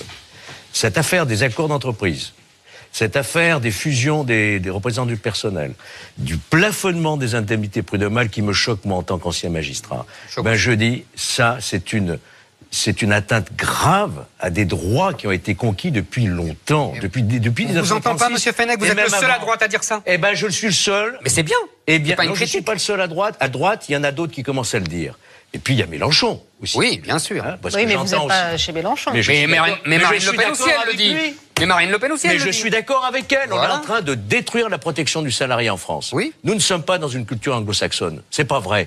Nous avons une culture qui consiste à avoir des rapports équilibrés entre l'employeur et le salarié. Vous savez que la droite ne dit pas ça. Le projet de loi est en train de détruire tout ce qui a fait notre vie salariale. Moi, je vous entends très bien, sauf que reconnaissez que vos amis disent le contraire. Et que depuis 10 ans, ils nous bassinent avec la réforme, la réforme. On n'a pas dit le contraire sur notamment les indemnités là-dessus, vous avez dit le contraire. Non, pas sur les indemnités prud'homales. Vous voyez qu'on n'est pas aussi étriqué que ça. Non, ça c'est pas vrai. Moi, j'ai déjà dit que j'attends de voir la loi d'habilitation. Je voterai certainement un certain nombre d'éléments de la loi d'habilitation. Si c'est... Parce que sur les accords d'entreprise, j'ai un avis plus partagé que Georges. Mais par exemple, sur les indemnités prud'homales limitées, je vois pas pourquoi. Donc ça, je ne le voterai pas. Alors, je sais pas comment se passera l'amendement possible à l'Assemblée, au Sénat. Mais il y aura un vrai débat. Quel débat? Il n'y aura pas de débat parce que c'est les ordonnances. Quel débat il va y avoir? Non, pardon. Il y a quand même la loi d'habilitation. Il y a un débat sur la loi d'habilitation. Pardon. Il n'est pas obligé. Non, mais sur la loi d'habilitation. Sur la loi d'habilitation. Ça va vite être expédié. Ah oui. Non, ça, je ne le crois pas. Ah bon? J'en suis pas persuadé, puisqu'a priori, on réserve 3 jours pleins à l'Assemblée, 3 jours pleins au Sénat. 3 jours pleins, c'est pas rien. Donc, il y aura un débat. Et je crois qu'en la matière, on pourra dire des choses. Alors après, s'ils veulent passer en force, ça c'est autre chose. Mais si ils sont prêts à écouter, ça c'est pas de l'économie. Parce que moi j'ai toujours été, et là Georges a raison, Moi, j'ai toujours été, voilà, c'est la filiation Séguin. J'ai toujours été pour une vision sociale. Bien, je sais, mais je le sais. C'est le vrai. Mais je le sais. C'est le vrai. Mais ça a été noyé par l'UMP. Ça a été noyé par l'UMP. Ça a été affadi plus que noyé. Alors, on va passer à notre deuxième question. Alors, bon. Lequel de ces trois partis a le plus de chances de se remettre de la déroute, selon vous? Les Républicains, le FN, le PS. Lequel a le plus de chances de se... Attendez, c'est pas fini encore, il y a dimanche encore. Hein. Vous voulez dire pour la déroute? Ouais, on n'a pas encore bu la calice jusqu'à la lie, comme on dit. Hein. Non, je crois que les Républicains s'en remettront. Il faudra un peu de temps, il faudra reconstruire. Ils s'en remettront. Le Parti socialiste, je crois que c'est vraiment une page qui se tourne. Le Front National, ça sera toujours le Front National. Ouais. Qui restera dans ces eaux-là. Et les Républicains s'en remettront de quelle manière? Parce que ce qu'on entend dire, c'est qu'il y a déjà une lutte par avance pour le contrôle du futur groupe. C'est très chaud le bureau national. Entre constructifs et opposants plus résolus. Moi, je crois, Roger, qu'il va y avoir une implosion d'autre part. Alors, justement. Je pense. Voilà. Je pense qu'il va y avoir deux groupes. Voilà. C'est plus possible. Et voilà, on refait le RPR et l'UDF. Je pense, oui. Ben oui. Je vois pas comment ça pourrait se terminer autrement. Non, Karoutchi, je ne le souhaite pas, mais c'est la réalité des choses. Mais oui, on est d'accord. Là, on est d'accord. Crainte. C'est pourquoi une crainte en même temps? Attendez, c'est une crainte de se dire, est-ce qu'on restera unis ou pas? Maintenant, attendez. Maintenant, d'abord, soyons clairs, vu ce qu'on espère comme nombre de députés, si on fait en plus 2 groupes, ça va finir au microscope. Bon, donc il faut rester un peu un moment. Bon, deuxième élément, il va y avoir très vite, c'est dans nos statuts, l'élection à la présidence des Républicains, avec probablement 2 lignes, l'une plus à droite, l'autre plus ouverte. Ça veut dire que est-ce que tout le monde peut se dire sur une ligne plus ouverte on reste ensemble, ou est-ce qu'on se dit ça ne peut plus tenir, il faut revenir au RPR, à l'UDF avec un parti plus national, plus souverainiste, moins europhile, et de l'autre côté un parti plus libéral, plus europhile et tout. Pourquoi pas? De toute façon, moi, comme d'autres, j'étais dans les membres fondateurs de l'UMP, force est de constater que ça n'a pas élargi. Ça a étriqué. Voilà, c'est tout ce que je disais depuis le début. À force de vouloir, justement, ne pas heurter à l'intérieur qui que ce soit. En fait, quand vous prenez le plus petit commun dénominateur, il y a peu de chances que ce soit très porteur. Est-ce qu'il faut en revenir à 2 partis en plus de 2 groupes, alors? Bah oui, évidemment. 2 groupes, ça veut dire 2 partis. Ah, s'il y a 2 partis, il y a 2 groupes. Bah oui, évidemment. Non, les constructifs pourraient avoir une autonomie et rester... Bah oui, mais dans ce cas-là, qu'ils refassent non, mais je vous pose la question. Non, mais toutes les solutions vont être envisagées. Je ne pense pas que ce soit si automatique. Est-ce que, par exemple, moi je pense qu'au Sénat, pour être tout à fait clair, le renouvellement n'est qu'en septembre. Au Sénat, pour le moment, et moi je milite pour ça, quelles que soient les conséquences, nous ne ferons et nous ne faisons qu'un groupe. Et des jupéistes aux sarkozystes, de ceux qui soutiendraient éventuellement à ceux qui ne veulent pas entendre parler du moins de soutien, tout le monde est à peu près d'accord. Il fait partie des constructifs quand même. Oui, mais il restera dans le groupe. Faudra qu'on m'explique ce que ça veut dire. Et tout le monde, oui, constructif, je ne sais pas ce que ça veut dire. Parce que les autres, c'est quoi? Les autres, c'est quoi? C'est des destructeurs. C'est des destructeurs, ça va. Destructeurs de quoi? Avec les constructifs, là. Mais moi, je suis d'accord avec vous. Les constructifs sont ceux qui vont à la soupe. Bravo, c'est très bien, monsieur. Voilà, le plat de lentilles pour l'économie, etc. Moi, on est tout à fait d'accord. On est dans la traîtrise. Moi, j'aime pas la langue de bois. Vous avez bien raison. Pour moi, Édouard Philippe nous a trahis. Bruno Le Maire nous a trahis. Darmanin nous a trahis. Qu'on arrête de parler de constructif. Non, mais vous avez 1000 fois raison. Sauf qu'accordez-moi... Vous voyez pas? Accordez-moi, regardez, monsieur Fenech. Applaudissez. Regardez. Bien. Voilà. Mais on n'est pas en meeting, voilà, le bon sens populaire. Ah oui, spontané. Je ne vous dis pas la peine de demander, là. Je ne vous dis pas le contraire. Je vous dis simplement que ça a été préparé idéologiquement par 30 ans de jupéisation. C'est tout ce que je vous disais depuis le début de la discussion. Alors, quelque chose de très freudien. Non, mais c'est pas freudien, c'est bon. Et deuxièmement, je vais vous répéter ce que je dis à tous mes invités de droite. Donc, ça ne sera pas une surprise et les téléspectateurs me connaissent. S'il y a 2 groupes, s'il y a de nouveau le RPR et l'UDF, quid du Front National? Je veux dire par là, quid de l'électorat populaire qui est au Front National et qui ne demande, lui, je ne parle pas des chefs, je ne parle pas de Marine Le Pen, je ne parle pas de Philippot, qui eux ont une stratégie à gauche, mais je vous parle de l'électorat populaire à 90%, qui ne demande qu'à s'allier à une droite re-RPérisée, Qu'est-ce que vous faites de ces gens? Pourquoi ne pas tendre la main au Front National, aux électeurs du Front National? Pourquoi cette coupure entre la bourgeoisie conservatrice et l'électorat populaire, patriote et conservateur? Ça a été fait, ça. Quand ça a été fait? Pendant la campagne de Nicolas Sarkozy. Bien sûr. Non, monsieur. Oui, il s'est adressé aux électeurs. Ah, mais il s'est adressé aux électeurs. Et le Front National était tombé à 5%. Oui. Ça a déjà été fait. Bien sûr, et qu'est-ce qu'il a fait? Il faut le faire. Moi aussi, je m'adresse aux électeurs du Front National. Ça marche plus. Ça marche plus parce qu'ils sont cocus, les gens. Sarkozy les a fait cocus. Et ils le s'en souviennent. Et ils le savent qu'avec Sarkozy, et avec les sarkozystes et avec la droite, ils parlent, mais ils ne font jamais rien. Qu'est-ce que c'est que cette alliance? Vous parlez de quoi? Une alliance, comme le Parti communiste et le Parti socialiste en 72. Jamais été question d'alliance. Mais je sais, c'est pour ça que je repose la question à chaque fois. Parce que je ne pense que vous ne en sortirez pas. Je connais votre position. Mais je sais bien, mais c'est pour ça que je dis, il n'y a pas de surprise. Son souhait. Mais oui, absolument, mais absolument. Parce que sinon, mais pourquoi je dis, excusez-moi, je finis en une phrase. Oui, ma position et mon souhait, parce que je pense que sinon, vous laissez les clés à ce que j'ai appelé ce bloc bourgeois qui gouverne aujourd'hui pour 100 ans. Oui, mais moi je ne suis pas d'accord, Eric, parce que je comprends l'idée de fond. Mais si on reconstruit une droite populaire, vraiment populaire, pas un truc où, comme dirait Georges, on se demande ce qu'en pensent les grandes banques, mais vraiment une droite populaire, d'inspiration gaulo-séguiniste, ce que vous voulez. Bon, si vous reconstruisez ça, les gens qui aujourd'hui votent pour le Front National par désespoir, par sentiment que la droite les a abandonnés. Je sais ce que vous allez me dire. Ils reviendront. Eh ben, je suis pas sûr. Ah, bah oui, non mais... parce que moi, je pense que Sarkozy les a tellement déçus que vous en avez pour 50 ans. Oui, mais parce que Sarkozy avait l'UMP ou les Républicains d'aujourd'hui. C'est vrai. Si vous avez une droite populaire reconstruite sur des fondements beaucoup plus populaires, je vois pas pourquoi il y aurait changé. C'est un pari, moi je le crois pas, mais c'est un pari. Si on a fait une alliance de partis, comme vous semblez le dire, ça veut dire qu'il faudrait qu'on soit tous pour le retrait de l'euro. Non, mais ils peuvent renoncer eux. Des frontières. Mais pourquoi immigration zéro, tout ça. Pourquoi pas l'immigration? Je vous rappelle que c'était le programme du RPA en 90.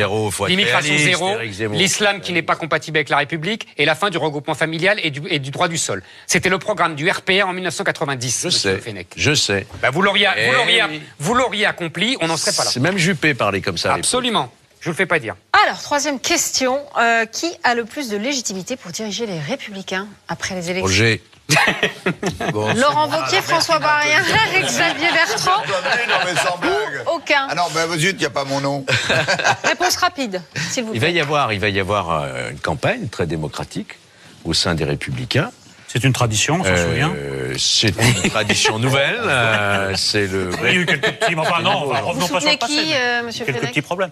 Moi, vos beaux yeux bleus. J'avais pas vu ça. Mes beaux yeux bleus. Alors là, je suis désarçonné, là. J'ai rien dit. Ça, alors.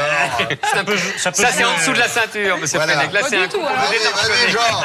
Très au-dessus. Vas-y, Georges, profite de l'avantage. Ne lâche rien. Anaïs. Ça peut se jouer à ça. Hein. Non, mais bon. Non, mais qui soutenait? Ils sont effondrés, les deux Éric. Non, ils sont pas contents. C'est pas à vous qu'elle a dit ça. Non. Jaloux. En fait, je vais essayer de garder mon calme. Moi, je soutiendrai Laurent Wauquiez. Wauquiez? Je soutiendrai Laurent Wauquiez. Voilà. Je pense que c'est un garçon d'avenir. Je pense qu'il n'a jamais trahi personne. De notre famille politique, j'entends nos idées. Je pense qu'il a gagné une région dans des conditions exceptionnelles. Je pense qu'aujourd'hui, il représente une vraie espérance pour notre famille politique. Je serai à ses côtés. Je ne peux pas être plus clair. Hein. Non. Et vous, monsieur Karouchi? Alors, dans ce que vous proposez 3 noms, dont l'un, François Baroin, a d'ores et déjà dit qu'il ne serait pas candidat et qu'il ne voulait pas diriger la droite. Donc, déjà, un des 3 ne compte pas. Je pense qu'en réalité, et c'est pour ça que je ne dirai rien aujourd'hui, qu'en réalité, il y a les 2 autres. Laurent Wauquiez, c'est sûr, il est candidat. Xavier Bertrand, pour le moment, ne s'est pas exprimé, mais je suis persuadé qu'il y en aura d'autres. Donc, attendons de savoir, on saura fin juin, début juillet, quel est le véritable casting des candidats. Et à ce moment-là, chacun fera son choix. Mais avant même de connaître les candidats, c'est un peu difficile. C'était une question de sensibilité. Oui, vous pourriez. Même parmi ceux non, mais en qui tout se cas, sont déclarés. vous êtes sur une ligne plus, mais comme Fenech, plus gaulo-séguiniste que Raffarinado, centriste, giscardienne. Raffarinado, Raffarinade. Mais c'est très désagréable. J'aime beaucoup Jean-Pierre Raffarin, je le laisserai pas comme ça humilié. Georges Fenech, une petite question. Si vous êtes battu dimanche, qu'est-ce que vous faites? Bonne question. Si je suis battu dimanche... Vous avez un réservoir de voix, là? D'abord, je pense que je vais gagner, même si ça va être très difficile. Ça s'appelle la remontada, vous savez. Oui. Remontada. C'est Barcelone. Barcelone contre le PSG. Paris Saint-Germain. Vous connaissez les statistiques, ça a marché une fois sur 400. Non, mais simplement, je vous dis, j'éclaire le débat par les statistiques. Vous avez fait 20 et En Marche a fait 39. Je ne peux pas me projeter dans cette hypothèse d'une défaite parce que je pense que je vais quand même y arriver. Mais je continuerai à défendre mes idées. Qu'est-ce que vous voulez que je vous dise? La justice, la moralisation, le putsch, comme dit Éric Zemmour. Je continuerai à faire des putschs. Parfait. Merci messieurs, vous restez avec nous car voici notre Emmanuel Macron à nous. En 2 ans, il est devenu notre phare de la pensée. C'est Tanguy Pastureau. C'est excessif, là.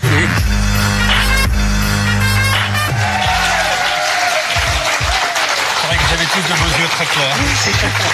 J'ai honte. Avec mon physique passable. Banal, mes yeux marrons. Qu'est-ce qu'on fait, Tanguy, là? Ce que vous voulez. Eh ben, vous nous faites le coup du Pastorius Interruptus, c'est-à-dire qu'on pense que c'est à vous, et en fait, pas du tout, c'est la pub. Absolument. De retour sur le plateau de Zemmour et Nolo. Allez, Tanguy, c'est à vous. Eh bien, cette semaine, Emmanuel Macron, notre grand timonier, notre espérance folle, notre toy boy qui nous rend aussi hot qu'une chipolata juteuse sur la grille d'un barbecue, s'est rendu au Touquet, alias l'Éden, où il a commis sa première faute de goût. Si ça se trouve, il est humain.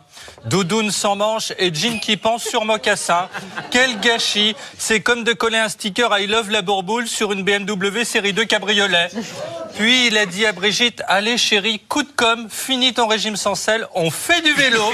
Leur garde du corps avait signé pour assurer la sécurité de la présidence. Il s'est retrouvé à encadrer le critérium du Pas-de-Calais. Alors au Touquet, c'est la Macron-mania, comme à Dijon, Nancy, la France, l'univers.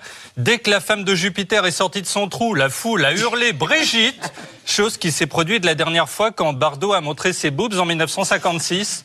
Un fan, rien que pour toucher Macron, a même essuyé ses aisselles sur la tête d'un gosse. Acte classé comme maltraitance. Les gens tendent les mains vers lui. Il a la vie d'une paire de seins dans un club échangé. Cette semaine, on a donc voté pour la 37e fois de l'année. Moi, j'y vais tellement que dimanche, l'assesseur m'a dit « Ça va, mon lapin, pour ce soir, j'ai fait des raviolis. » On a vu voter Christophe Castaner, Chris the Pelvis, le seul qui vote comme les top modèles à la Fashion Week quand ils se retrouvent en bout de podium.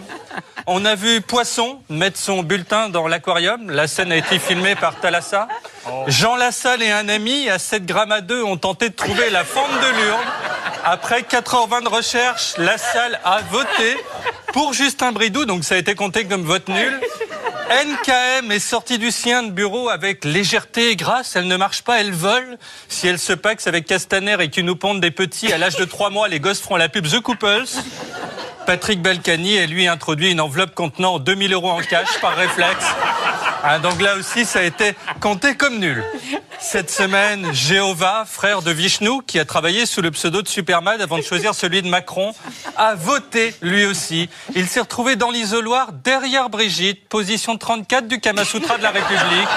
Normalement, à la fin, on grimpe au rideau. Mais pas un slip n'a glissé au sol. Ils sont en couple depuis 23 ans, donc la botte, c'est une fois par mois après le cordon bleu chez Flunch. Au sortir de l'isoloir, Macron a respecté la priorité à droite. C'est le seul à faire ça à pied. Quand quelqu'un lui passe devant, il se met à crier « tut tut ». Puis, il a croisé une première communiante, la seule à rencontrer Dieu sans passer par monsieur le curé. Macron a aussi ubérisé le christianisme. Enfin, il a embrassé le crâne d'un chauve, comme Laurent Blanc l'a fait à Barthès en 98. Ces références ont 20 ans.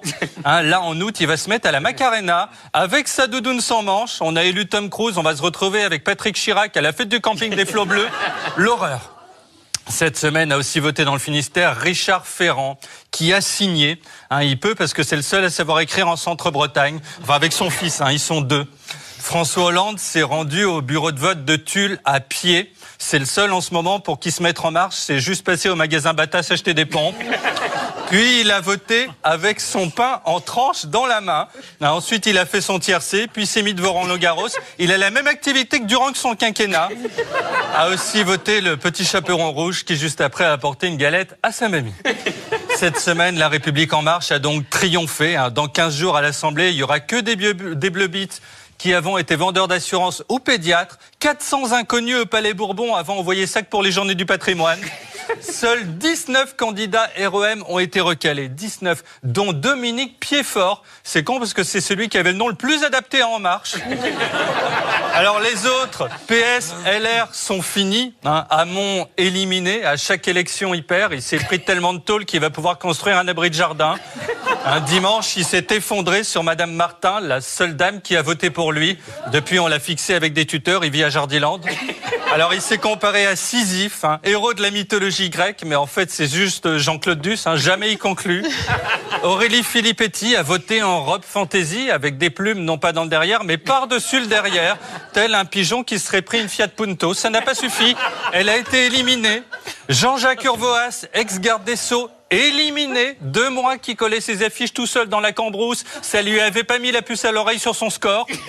Mathias Fekl, qui a été ministre de l'Intérieur 6 semaines, est éliminé. Alors lui, c'est une étoile filante. Pour le voir passer, il fallait acheter un télescope. Il a fait toute sa carrière en 2 mois et demi. Alors cette semaine à droite, c'est aussi la Bérésina. Barouin est allé soutenir Claude Greff en Amboise. Elle n'a fini que 2e. Le problème des greffes, c'est que souvent ça prend pas. Henri Guénaud, éliminé, a dit que ses électeurs, des bobos et des pétainistes, étaient à vomir. C'est Henri de la Tourette. C'est dommage pour lui, tout ce temps perdu à parler à cette connasse et à boire des coups avec cette grosse bande d'enflure. Ces électeurs interrogés ont répondu à leur tour qu'ils le vomissaient. C'est la semaine du vomi. C'est plus une circonscription, c'est une soirée étudiante où le shit qui tourne a été coupé au savon noir. Cette semaine, la France insoumise a un peu sauvé les meubles. Ont accès au second tour Lionel Desbreuil, s'il se met pas en grève avant dimanche. Marie-Georges Buffet, qui refuse toujours de finir au placard.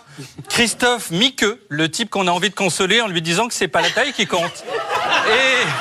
Et Sarah Legrain, parce qu'il faut en avoir un pour se présenter à En Marche.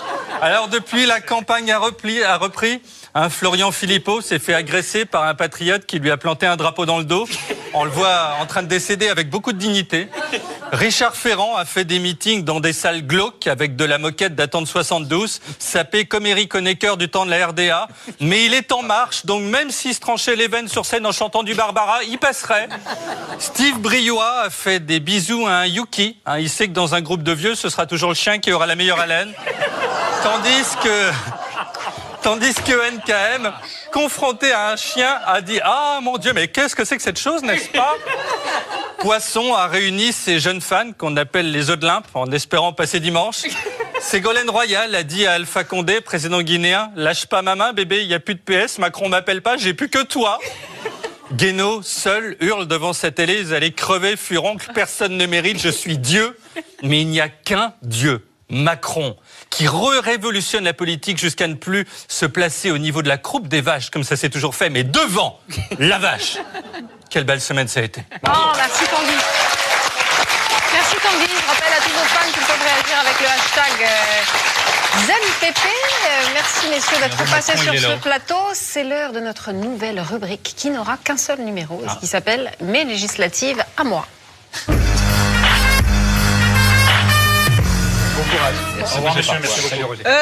Pour prendre un peu de hauteur, un politologue et un professeur de philosophie, Jérôme Sainte-Marie et Raphaël Enthoven viennent nous rejoindre.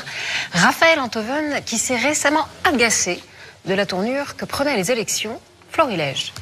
La légalité n'est pas un critère de moralité. Et cette difficulté, vous savez, on la retrouve dans l'expression de moralisation de la vie publique, qui est à la fois malhonnête parce qu'elle injecte du droit dans l'action publique et non de la morale, et cynique parce qu'elle donne le sentiment que c'est la morale qui s'impose, alors qu'en réalité, la morale démissionne en recourant aux lois instituées. L'abstentionniste, c'est un snob qui a une tellement haute opinion de sa propre opinion qu'il aurait l'impression de la souiller en la mêlant à la tourbe des autres. C'est un enfant gâté. Le comportement de l'abstentionniste ne renseigne pas sur la nullité des élus, mais sur celle des électeurs. Voici Raphaël Enthoven et Jérôme Sainte-Marie. Bonsoir messieurs. Venez, c'est par ici. Ah oui. Bonsoir. Bienvenue. Bonsoir. Bonsoir. Bonsoir. Messieurs, d'abord un petit mot, Raphaël Enthoven, sur vos tweets récents. Vous trouvez que les Français sont dévots? J'ai dit ça, moi? Non. Ah non. C'est ma question. Ah oui, comme non, le général. Non, j'avais Vous en êtes pris aux abstentionnistes. Oui, j'en ai marre qu'on leur parle gentiment aux abstentionnistes. Je voulais pointer. Il y a des tas de raisons de s'abstenir. Il y a des raisons idéologiques. Il y a même des gens qui s'abstiennent pour lutter, ce qui est contradictoire. Il y a aussi des gens qui s'abstiennent tout simplement par paresse et qui colorent ensuite cette paresse d'un tout un paquet de raisons nobles. J'aime pas cette mauvaise foi qui consiste à donner des motifs nobles à ce qui relève de l'incapacité de se lever de son canapé. C'est plus nuancé alors, ce que vous dites. C'est plus nuancé que ce qu'on a entendu alors. Camarades, c'est 140 signes, on fait comme on peut dans la nuance. Oui. Un tweet, c'est difficile quand même. Alors, est-ce qu'un philosophe peut s'exprimer en 140 signes, du coup? S'il fait des haïkus, oui, c'est pas mon cas, donc je ne suis pas philosophe, j'ai jamais prétendu l'être. Je ne sais pas si vous avez regardé le début de l'émission, mais moi j'analyse une partie de l'abstention comme un acte presque d'engagement, c'est-à-dire qu'il y a des gens qui consentent sans vouloir voter pour un libéral, parce qu'ils sont d'extrême gauche par exemple, qui consentent au grand chambardement en restant chez eux, en s'abstenant. Voilà. Je pense qu'il y a une forme d'abstention qui est presque une forme d'engagement. Donc c'est pas un engagement, c'est un consentement. Oui. C'est un engagement consentant. Tacite. Oui, ça me semble contradictoire. J'ai l'impression un peu d'une moto dont les roues tourneraient en sens inverse. C'est compliqué, juste pour dire ça. Oui, je vous en prie. Ce qui est compliqué en fait, c'est de considérer que l'abstention est un geste militant, est un geste de lutte. Et tout en se privant des moyens, défendre des droits tout en se privant de son propre droit de vote et en se privant d'élire les gens qui font des lois. Si demain matin, le code du travail était cassé, des tas de gens des tas d'abstentionnistes militants descendraient dans la rue, ils iraient défendre une loi et pourtant c'est une loi qu'en s'abstenant, ils n'ont pas contribué à établir. Il y a quelque chose de paradoxal. Mais non, mais parce que, excusez-moi, vous avez ce que vous voulez. Vous avez moins bien compris la logique de la Ve République que les gens. D'accord. Ça me frappe d'ailleurs, parce que les gens, ils sont beaucoup plus intelligents que vous. Oui. Et en tout cas, ils ont compris l'intelligence de la Ve République mieux que vous. Pourquoi? Ils ont très bien compris que le pouvoir n'était pas à l'Assemblée. Et que quand vous dites ils vont contribuer, ils ne vont pas contribuer à faire les lois, ils savent très bien que les lois ne sont pas faites à l'Assemblée et qu'elles sont faites entre la technocratie au pouvoir en France et l'oligarchie européenne. Vous voulez dire que les gens pensent tous comme vous? Ah oui, ils pensent ça les gens. Ils savent très bien que le Parlement ne sert plus à rien. Vous savez, ils ont 50 ans de Ve République. C'est pas seulement l'Europe, vous savez, c'est aussi la Ve République. C'est un mélange des deux. Bon. Deuxièmement, moi, ce qui me frappe dans votre attaque, qui est très intéressante d'ailleurs, c'est que vous oubliez une chose qui est la spécificité sociale et sociologique de cette abstention. C'est que c'est une sociologie populaire. C'est-à-dire que c'est l'électorat des classes populaires qui ne votent pas. Et pourquoi? Parce que tout simplement, là aussi, eux aussi sont très intelligents et beaucoup plus rationnels qu'on prétend quand on parle de passion populaire, etc. Il n'y a pas plus rationnel que ce vote des classes populaires et de cette abstention.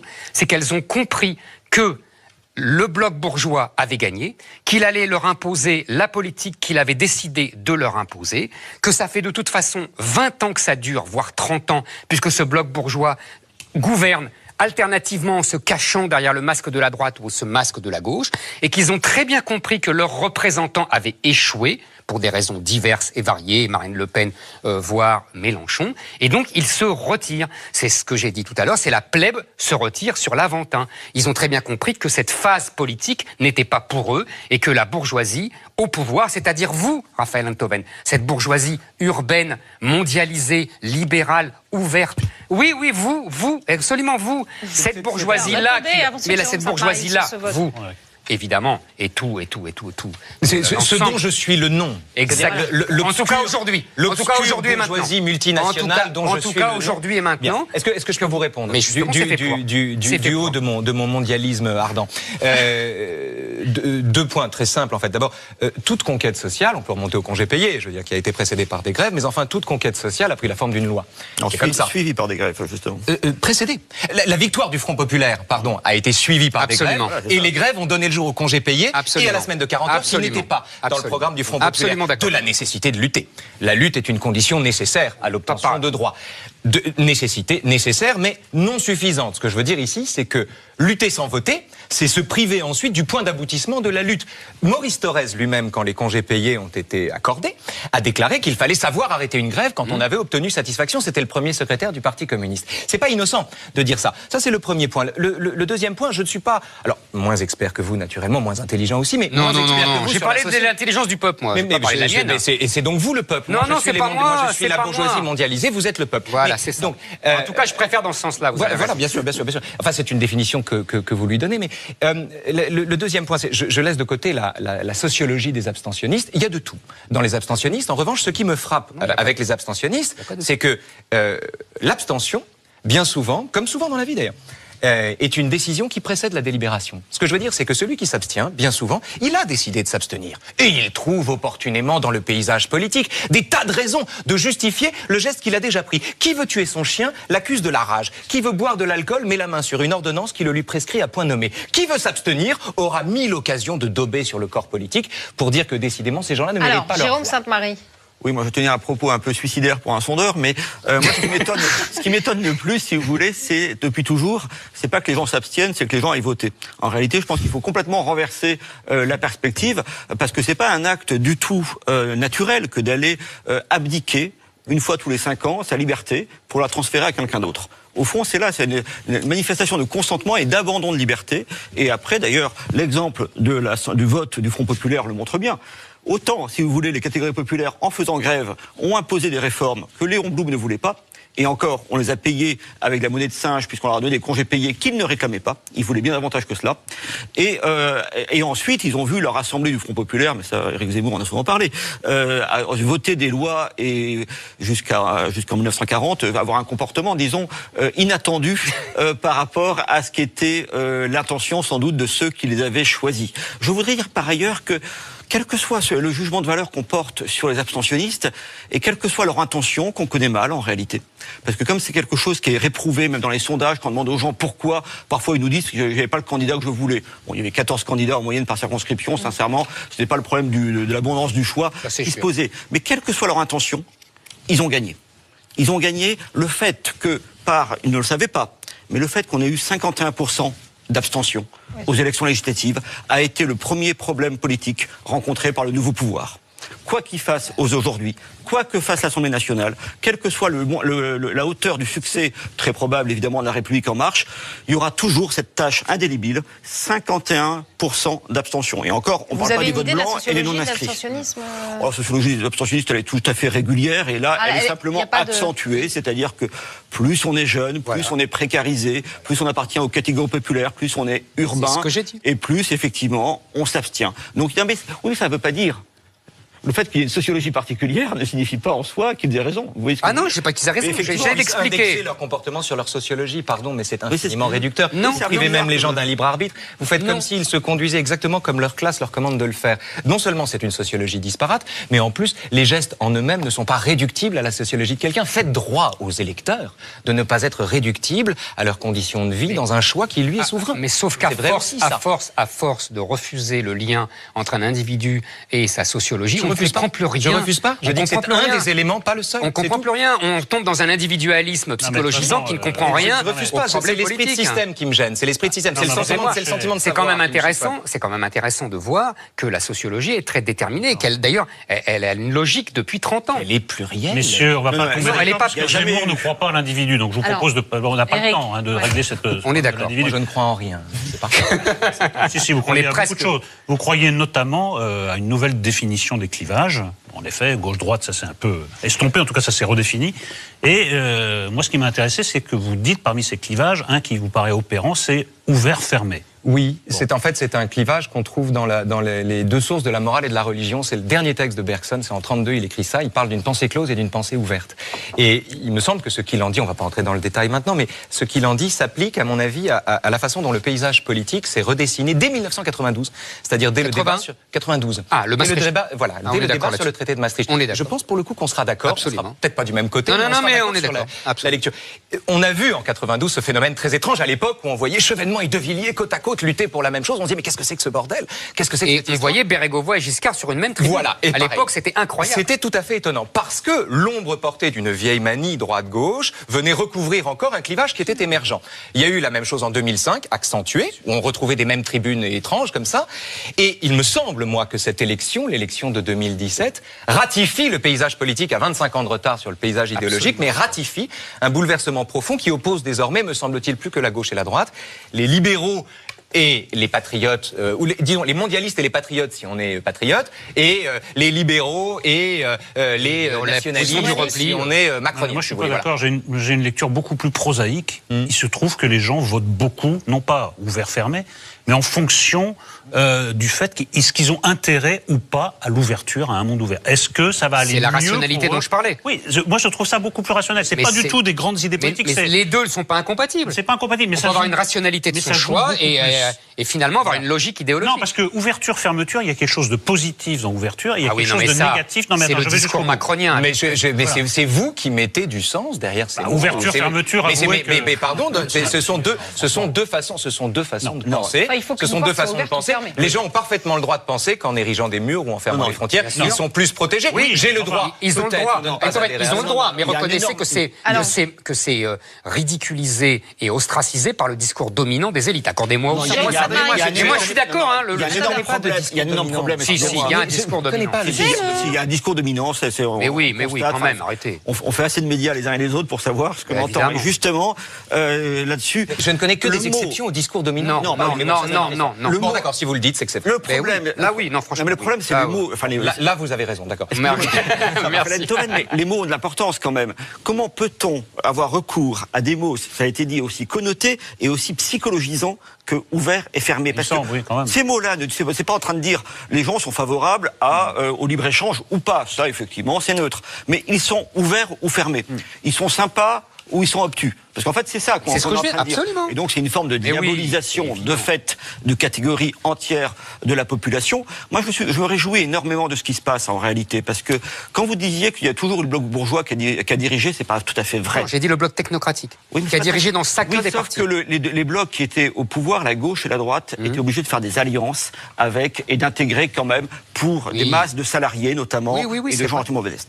Ces forces se sont tellement affaiblies qu'elles sont obligées de s'unir aujourd'hui. Parce qu'en fait, cette réunion magique et enthousiasmante qu'est le macronisme, eh bien, se fait sur la moitié de la population. Évidemment. Elle tente de se faire sur la moitié de la population. Mais on a d'immenses cohortes de gens qui sont à l'extérieur, qui d'ailleurs ça aurait été le cas dans toutes les conditions. Ils sont abstenus massivement. Et aujourd'hui, on a pour la première fois les clivages sociaux, les clivages politiques et culturels. Là, on est d'accord. Il y avait autant de gens du peuple qui ont voté Macron que de gens du peuple qui ont voté Hillary Clinton. C'est la même chose. Arrêtez de.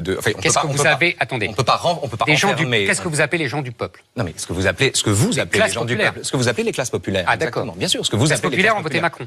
Autant qu'en face, bien sûr, comme il y avait des gens riches, aisés, des classes bourgeoises. Non.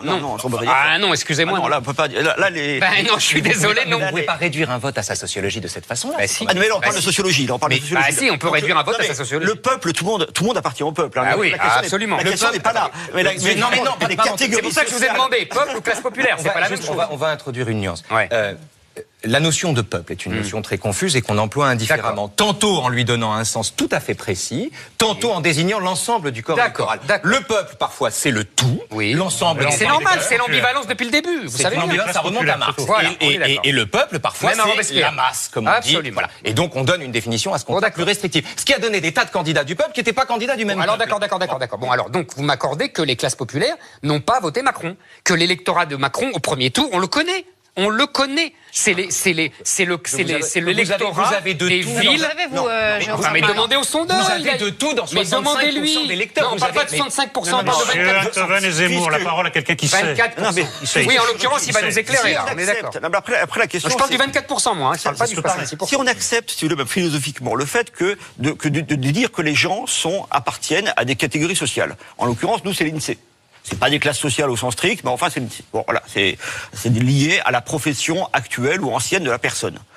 Et on regarde un peu comment ces gens-là ont voté.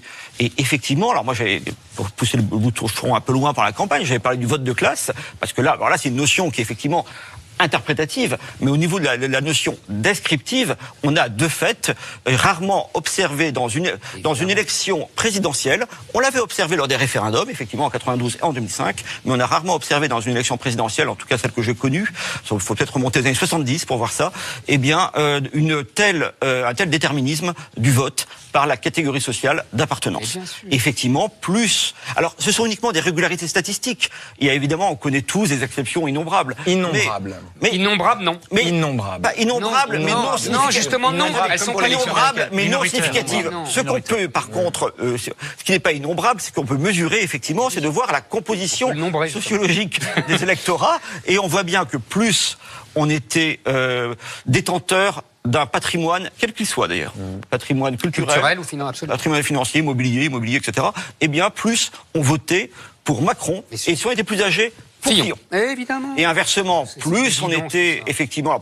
D'ailleurs, il y a aussi une variable d'âge, contrairement aux apparences, plus on était âgé et plus on votait pour Macron. Et plus on vote pour La République En Marche. Ça, c'est pas tout à fait l'image projetée, mais les gens sont pas fous, ils voient bien qu'est-ce qui fera fructifier leur petit capital. Maintenant, aller plus loin. Tout ça est rationnel. Il y a ce clivage ouvert-fermé, gardons-le pour le moment. Qu'est-ce qu'on dit à ces Français qu'on dit partisans de la fermeture, ce qui est quand même, je le répète, une manière de stigmatiser. On leur dit, mesdames et messieurs, il faut vous ouvrir. Stigmatise personne. C'est ce que leur disent les élites. C'est une réflexion qui porte, à mon avis, en tout cas, sur la question du libre arbitre. Est-ce qu'on est libre quand on est l'origine de ses actes? Est-ce qu'on n'est jamais l'origine de ses actes? Au XVIIe siècle, les gens discutaient comme ça et se disaient, voilà, est-ce que je suis l'origine de tous mes actes? Alors vous aviez ceux qui disaient, oui, j'ai un libre arbitre, ou Descartes. Il y avait d'autres, Spinoza par exemple, qui disaient que l'illusion que j'ai d'être l'origine de mes actes, c'est en fait l'ensemble des causes qui me portent à agir. C'était la naissance des déterminations. Ça a donné le marxisme ensuite, ça a donné les déterminations économiques, etc. Et c'est un débat aujourd'hui qu'on retrouve sur cette question de l'ouvert et du fermé. Ce que j'appelle fermé, en l'occurrence, c'est le sentiment qu'en se fermant, précisément, on est plus fort et qu'on est plus souverain, c'est-à-dire on a une souveraineté, c'est-à-dire qu'en revendiquant sa souveraineté, on devient souverain. L'argument des adversaires de la souveraineté est de dire qu'on n'est jamais autant manipulé ni au gré de tous les vents que quand on se prend pour l'origine de ses actes et quand on se prend pour un pays souverain, on est plus fort à l'intérieur d'un ensemble européen. Et en fait, ce vieux débat du XVIIe sur la question de savoir comment on est libre est un débat qui aujourd'hui se pose à l'échelle d'un pays, c'est-à-dire d'un continent. La France est-elle plus ou moins libre en étant seule ou bien en étant intégrée dans un ensemble plus vaste? Ça n'est que là. On ne fait que revisiter ce débat qui porte sur la question de la liberté. Et c'est en cela qu'il n'y avait aucun jugement de valeur derrière l'idée d'ouverture ou de fermeture. Je peux tout à fait concevoir qu'en se fermant sur soi ou qu'en introduisant des frontières, on se sente plus libre. Il se peut aussi, il y a des contre-arguments à cela. C'est pas libre, c'est protégé. Oui, monsieur Antoven, c'est pas la surtout liberté, que c'est la protection. Votre argument, il ne vous... Je suis très content. Oui. Je me méfie parce que maintenant, quand j'appelle les gens par leur nom, ils se vexent. Donc je dis monsieur. C'est notre premier échange, camarade. Voilà, vous voyez. Allez-y.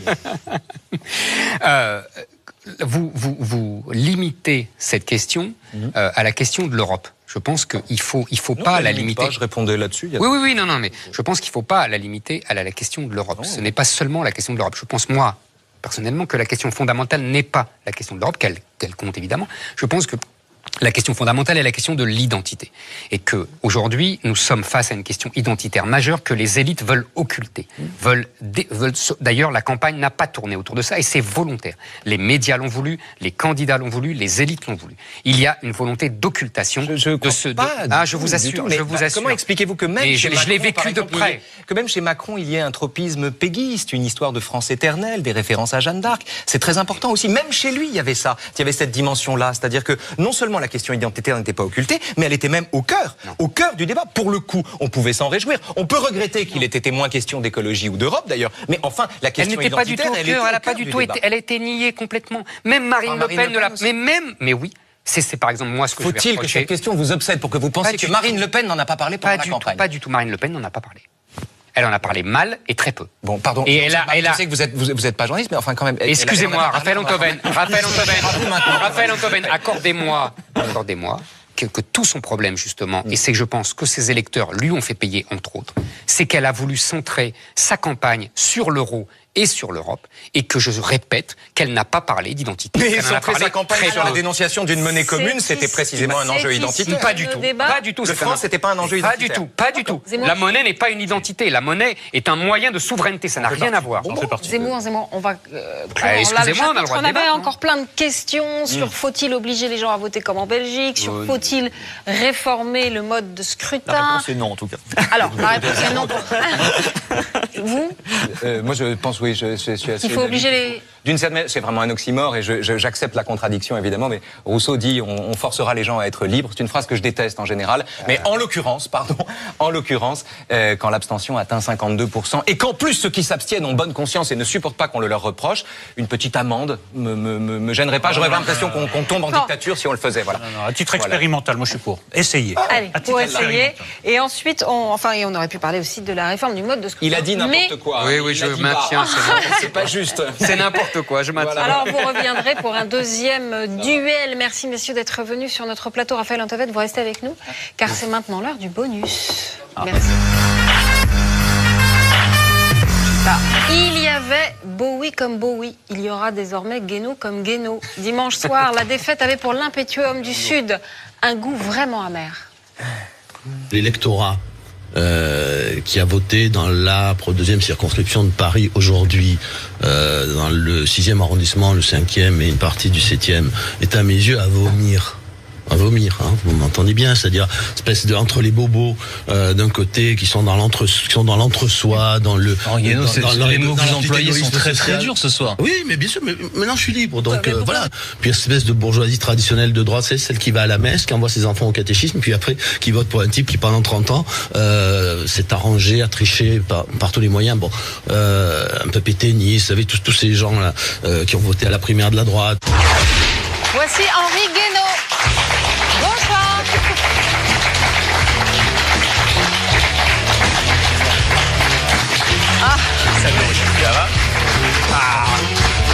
On vous a mis la musique de Rage Against the Machine parce qu'on s'est dit que vous étiez un peu en rage contre le système, que ça vous ferait du bien. Pas en rage du tout, mais alors, dites donc. Je suis content de pouvoir être sincère. Et de temps en temps. Alors vous avez. La vérité n'est pas bonne à dire, mais de temps en temps, c'est. Quand même, vous avez annoncé votre défaite aux législatives.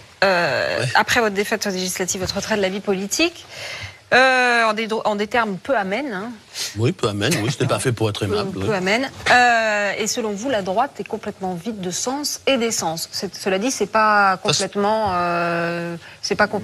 en contradiction avec ce qu'ont dit nos amis Fenech et. Mais c'est ce qu'on a dit. Alors, est-ce une raison pour se mettre dans une telle colère? J'étais pas du tout en colère. Ah bon, qu'est-ce que ça doit être comparer les émissions dans lesquelles je me mets en colère. Non, c'est la vérité que j'avais envie de... Enfin, ma vérité, j'avais envie de la dire, voilà. Pétiniste à vomir et tout ça. Oui, alors d'accord, très bien. Si quelque chose vous donne envie de vomir, ça me donne envie de vomir. Monsieur Guénaud, le problème, c'est le contexte. Parce que si ce soir-là, vous aviez été élu au premier tour, vous auriez trouvé que ces gens-là étaient tout à fait fréquentables et même charmants. Dans le moment, ça va pas. Si les pétainistes étaient allés à Londres, je les aurais trouvés courageux, pas pétainistes. Non, là, vous biaisez. Voilà. Non, pas du tout. Vous aviez été circonscription de Londres. Oui. Non, mais c'est ça qui va pas. Si vous l'aviez dit avant... Parce que j'ai rien dit avant. Oui, mais vous avez quand même été vous présenter, donc et alors on a l'impression que vous êtes mauvais joueur, mauvais perdant. C'est pas la cour de récréation. Hein, je suis pas ni mauvais joueur ni mauvais perdant. Moi, je joue pas dans cette histoire. Je suis allé au bout de. Ah oui, non, mais cassez pas les tables non plus. C'est pas bien. C'est du mauvais matériel. C'est du mauvais matériel. Tout est piégé. fait trop rapidement. Je suis dans une cour de récréation. Je joue pas du tout. Je tire la leçon finale de 30 ans d'engagement politique et de ce qui s'est passé, notamment avec ma famille politique et avec son électorat. Voilà, c'est pas.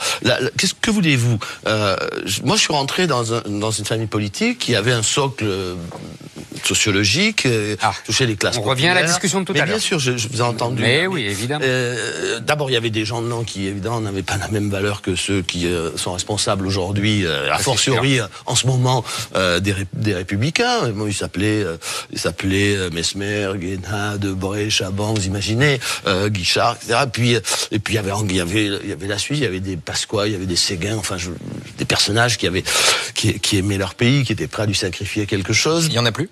Et puis, là, la tête des Républicains, si vous en trouvez aujourd'hui ce matin, là, sans vouloir être désagréable, la NKN a dit que justement vous étiez le symptôme du vieille droite qui se délite. Oui, elle est le symptôme de quoi?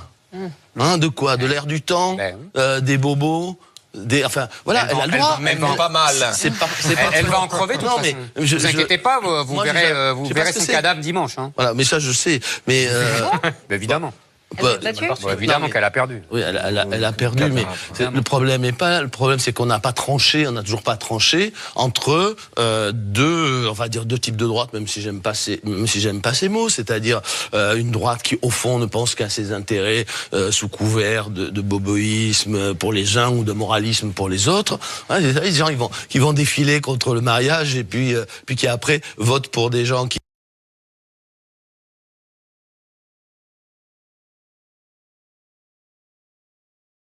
sont pour la PMA pour tous, uniquement parce que enfin, on va mettre au travail ces feignants d'ouvriers, on va mais qu'est-ce que vient faire Pétain là-dedans? C'est ça, toujours pas comprendre. Le Pétain, c'est pas compliqué. D'abord, c'est une vieille histoire chez les gaullistes. Qu'est-ce que vous voulez?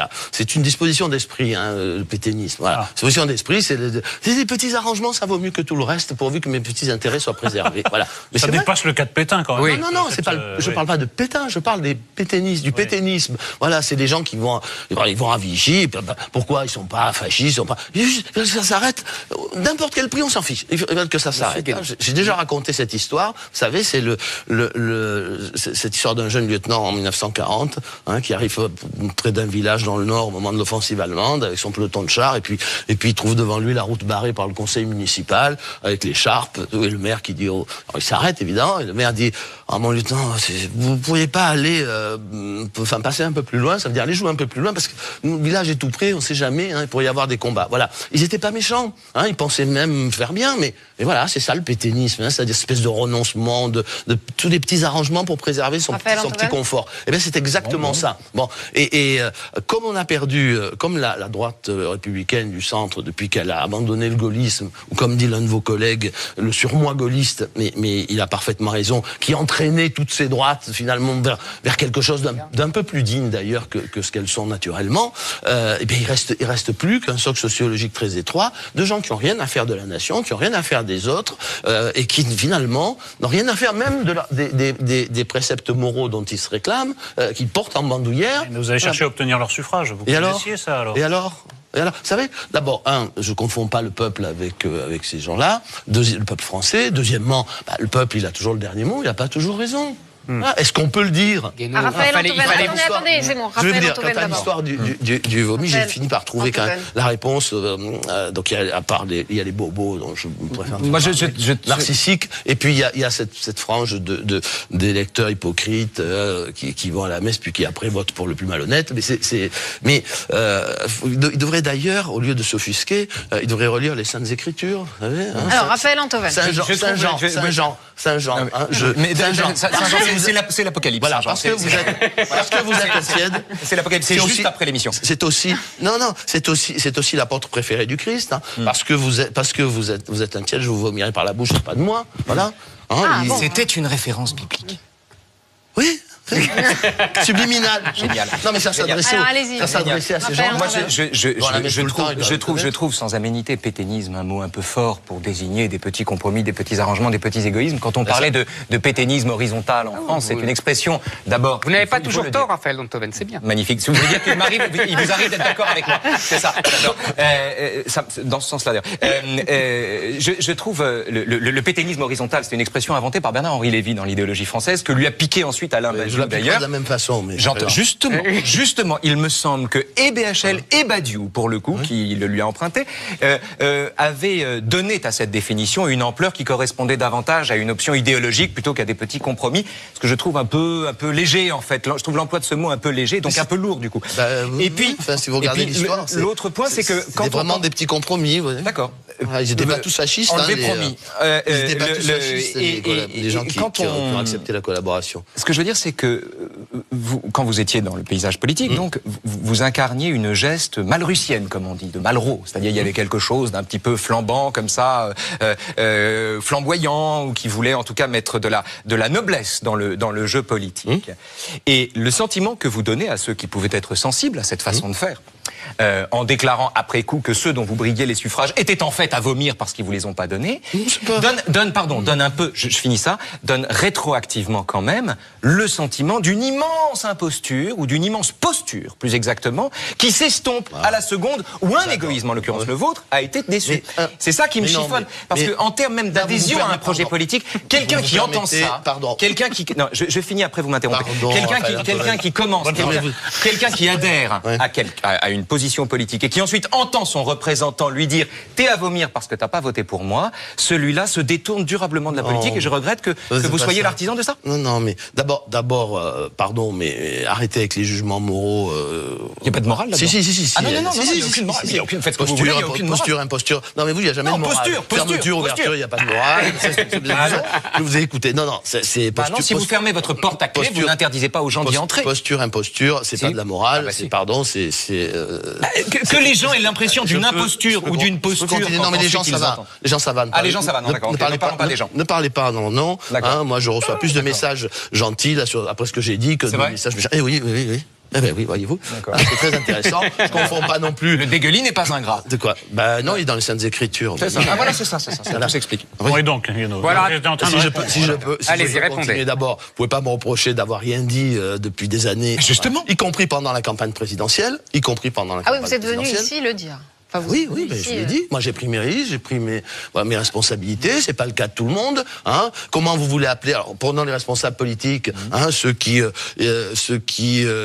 crachaient sur Fillon, puis sont ralliés à Fillon, puis après on dit il faut qu'ils partent. Ils sont au même parti, puis ils sont revenus, et puis maintenant ils nous disent c'était un mauvais candidat, et puis finalement c'était un mauvais programme, et puis maintenant ils sont en marche, et puis ils sont dans l'opposition, mais ils vont voter la confiance. Enfin, vous appelez comment? Et vous appelez comment les gens diplômés, évolués, confortablement installés dans la vie, qui votent quand même pour eux? Vous appelez comment?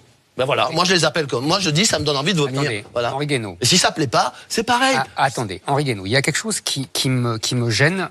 Je suis pour une fois... Attendez. Gênez-vous. Non, mais au-delà de l'histoire de pétainisme, je suis d'accord, je pense que c'est... En plus, je pense, entre vous et moi, que c'est une référence surannée. Et que ça ne fonctionne plus. Mais peu importe, c'est pas ça l'essentiel de mon propos. L'essentiel de mon propos, c'est de vous dire... Quand le général de Gaulle revient au pouvoir, puisque vous prenez toujours référence au général de Gaulle, il fait une alliance entre des classes populaires et cette bourgeoisie que vous vomissez. Il ne peut... non. Oui, mais je vais vous répondre, c'est le problème. Voilà, c'est bien ce que je dis, c'est le problème. Et que le problème de la droite aujourd'hui, c'est qu'elle a renoncé depuis 20 ans à cette alliance entre la bourgeoisie et la classe populaire. Et c'est pour ça que la classe populaire va au Front National et que la bourgeoisie rejoint Macron.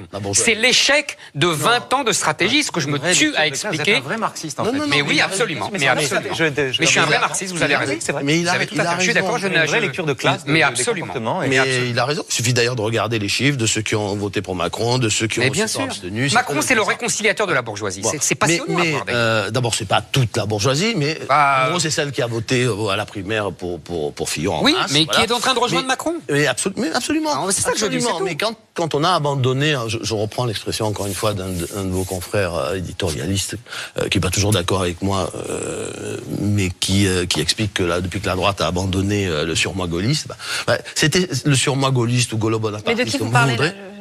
De Bruno Roger Petit, qui a fait un article dans vous êtes d'accord parfois avec Bruno Roger Petit? Mon Dieu, diable. C'est très intéressant. Il explique pourquoi mon diagnostic sur l'état de la droite est juste. Voilà, c'est pas l'habitude. Roger Petit, il sait pas ce que c'est. Ah non, oulala, les absents toujours tort. Oui, ça c'est vrai. Surtout Bruno Roger Petit. En tout cas, lui, il a toujours tort même quand il est présent. Il ne tirait pas sur les absents. Il a raison. Ce qui entraînait toutes les droites, y compris celles les moins estimables, c'était un mouvement qui était plus fort qu'elle, qui s'est appelé à une époque peut-être le bonapartisme, à une autre époque le gaullisme. Voilà. Le jour où ma famille politique qui occupait cet espace a renoncé à ce gaullisme ou à ce surmoi gaulliste, elle a laissé partir les classes populaires et une bonne partie des classes moyennes. Elle a rétréci son socle sociologique sur une droite traditionnelle qui au fond ne votait pour elle que parce qu'elle vomissait la gauche, pas parce qu'elle voulait pas de la gauche. Et le jour où elle a plus eu peur de la gauche, comme aujourd'hui, elle est en partie, en tout cas, partie. Voilà. Mais juste, je vomis cette classe politique qui a fait ça, mais pardonnez-moi de juger aussi cette fraction de la droite traditionnelle qui n'a rien à faire de la nation, qui n'a rien à faire des autres. Qui n'a pas voté pour vous.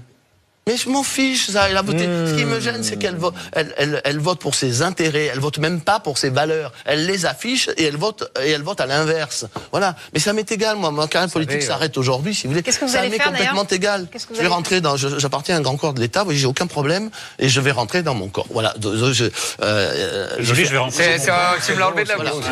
J'ai fait un mandat. Eh ben, on est dans la pensée close là. J'ai fait un mandat. La politique m'a beaucoup coûté pendant 30 ans. Il m'a rien rapporté. Alors je n'ai de compte à rendre à personne. Je me sens moralement inattaquable. Comment ? C'est quel Cour des comptes. Cour des comptes, Cour des comptes. Oui, enfin c'est pas le sujet ça. Ça c'est un grand corps de l'État. Vous êtes encore en contact avec Nicolas Sarkozy ? Laissons-le à l'écart de ce débat. Comment ? Vous êtes encore en contact avec Nicolas Sarkozy ? Oui. Alors oui.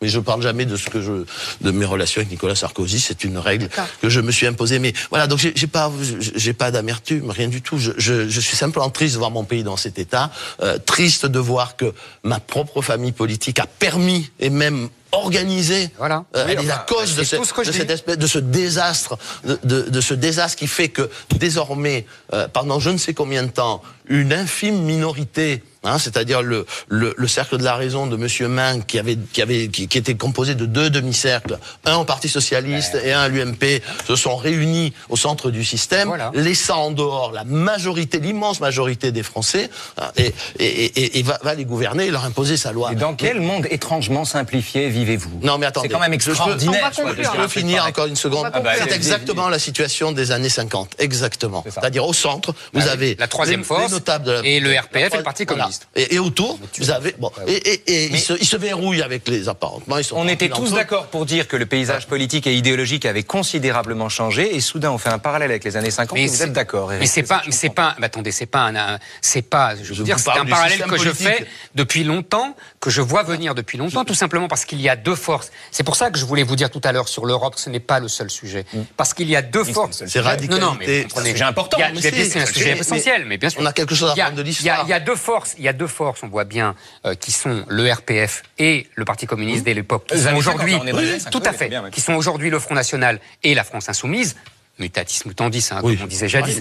Mais évidemment, mais vous comprenez ce que je veux dire. Et au milieu, il y a une grande force centrale, centre-droit et centre-gauche, qui s'est rassemblée, qui ensemble, et qui gouverne. C'est un fait, on a le droit d'avoir des comparaisons. J'ai pris ici une autre comparaison, qui est le bloc Louis-Philippard en 1830, c'est la même chose. Eric Zemmour, c'est très important. Et on a le droit d'avoir des Henri Guénaud, il faut qu'on fasse rentrer Alba Ventura. À l'époque, juste, on peut finir la phrase. Alors vous finissez avec un point au bout de la phrase. À l'époque, ce système, parce qu'il laisse la majorité des Français enfermés dans des radicalités différentes, n'a plus aucune issue démocratique pour résoudre le hiatus entre la majorité et la minorité. Et ça donne 1848 ou 1958. Le résultat, c'est qu'on va tout droit, tranquillement à l'époque, parce qu'il y a des défis sont énormes, parce qu'il y a la guerre d'Algérie, parce qu'il y a des problèmes économiques, on va tout droit à mai 58 et on en sort par quelque chose qui n'a rien de démocratique. Ça ne pouvait pas être autrement. Absolument. Et heureusement, il y avait il n'a rien de démocratique. On a juste un président élu et une assemblée. Mais on ne dit pas que c'est pas démocratique. Non, il dit que ça va finir par quelque chose de pas démocratique. Il n'y a pas d'issue démocratique. Il y a hiatus entre la majorité et la minorité. Maintenant que ce débat s'arrête, car quelques grammes de douceur dans ce monde de brut, c'est l'heure d'Alba Ventura.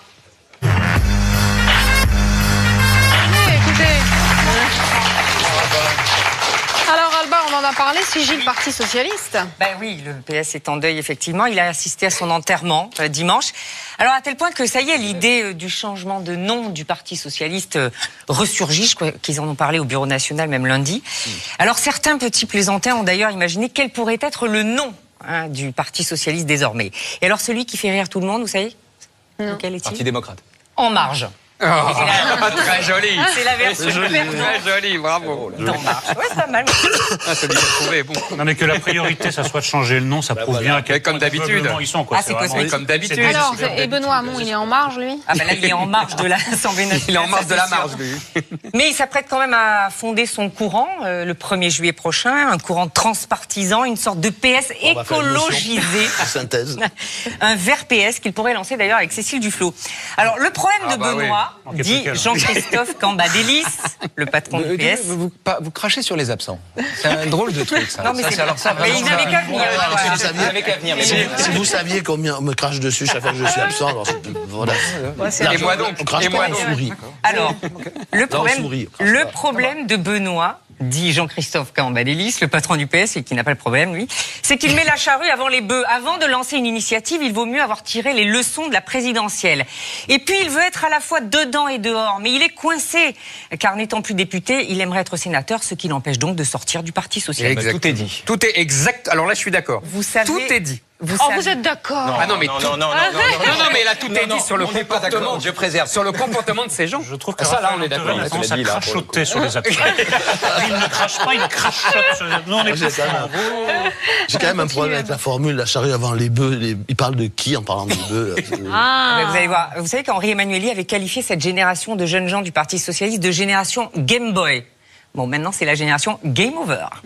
Ah, ben oui. Je suis bête pour les grosses têtes, je crois que je vais y aller. Vous avez vu tout à l'heure, Tanguy a évoqué la photo que Benoît Hamon a postée au lendemain du premier tour, voilà, sur le mythe de Sisyphe. Vous la voyez, cette photo. Sisyphe condamné à faire rouler éternellement un rocher en haut d'une colline, rocher qui, avant d'arriver au sommet, dévale la pente et voilà, qui oblige Sisyphe à tout recommencer. Ben, repartir de zéro, c'est effectivement toute l'histoire du PS aujourd'hui. Mais il faut imaginer Sisyphe heureux. Alors. Ça, c'est une phrase d'Albert Camus. Absolument. Oui, c'est la fin du mythe de Sisyphe. Et en un mot, pardonnez-moi, puisque vous la citez, vous pourriez... Non, mais je vous laisse. Il faut imaginer Sisyphe heureux. C'est l'idée qu'il y a dans... on est malheureux tant qu'on constate que ce qu'on fait finit par s'effondrer. Mais on est heureux quand on se satisfait du geste lui-même et de la démarche elle-même. Un geste est à lui-même sa propre fin.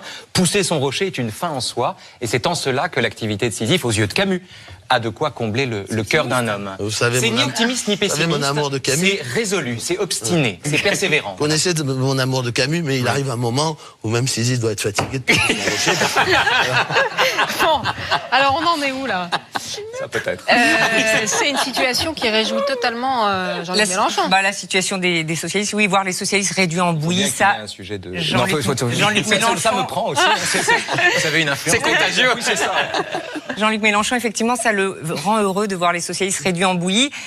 Mais il ne comprend pas, par exemple, pourquoi certains socialistes viennent soutenir ses candidats. Vous savez, c'est le cas, par exemple, dans la circonscription de Manuel Valls, qui affronte une proche de Mélenchon. Alors, Jean-Luc Mélenchon, vous nous disiez l'autre jour, non mais c'est pas bon pour nous qu'elle soit soutenue par Hamon, surtout pas Hamon, et on a plein de candidats qui nous appellent désespérés en nous disant, mais allô, le PS veut nous soutenir, comment on fait? On est très emmerdés, me disait Jean-Luc Mélenchon.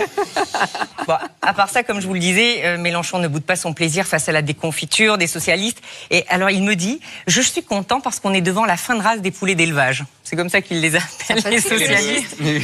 Et j'ai réussi ce que les Espagnols appellent le sorpasso. Je les ai dépassés. Alors en pourcentage, oui, enfin en nombre de sièges, on verra dimanche prochain au second tour. Lui veut croire en tout cas qu'il disposera d'un groupe à l'Assemblée, c'est-à-dire 15 députés, et qu'il sera naturellement élu à Marseille. À Marseille où il se projette déjà. Je vais aller m'installer là-bas, me dit-il. C'est quand même mieux qu'à Hénin-Beaumont. Bah oui, tu parles, t'as un peu la mer et le soleil quand même. Sympathique. Il a dit ça? Le sens du peuple. Il a dit ça. Oui, il a dit ça. C'était en off. En coulisses. Oui, en off. Ah oui. Mais il l'a dit. C'est pas sympa pour les habitants de Hénin-Beaumont, hein, où ils doivent être très heureux, mais c'est vrai qu'il y a un petit peu moins de soleil et il n'y a pas du tout la mer.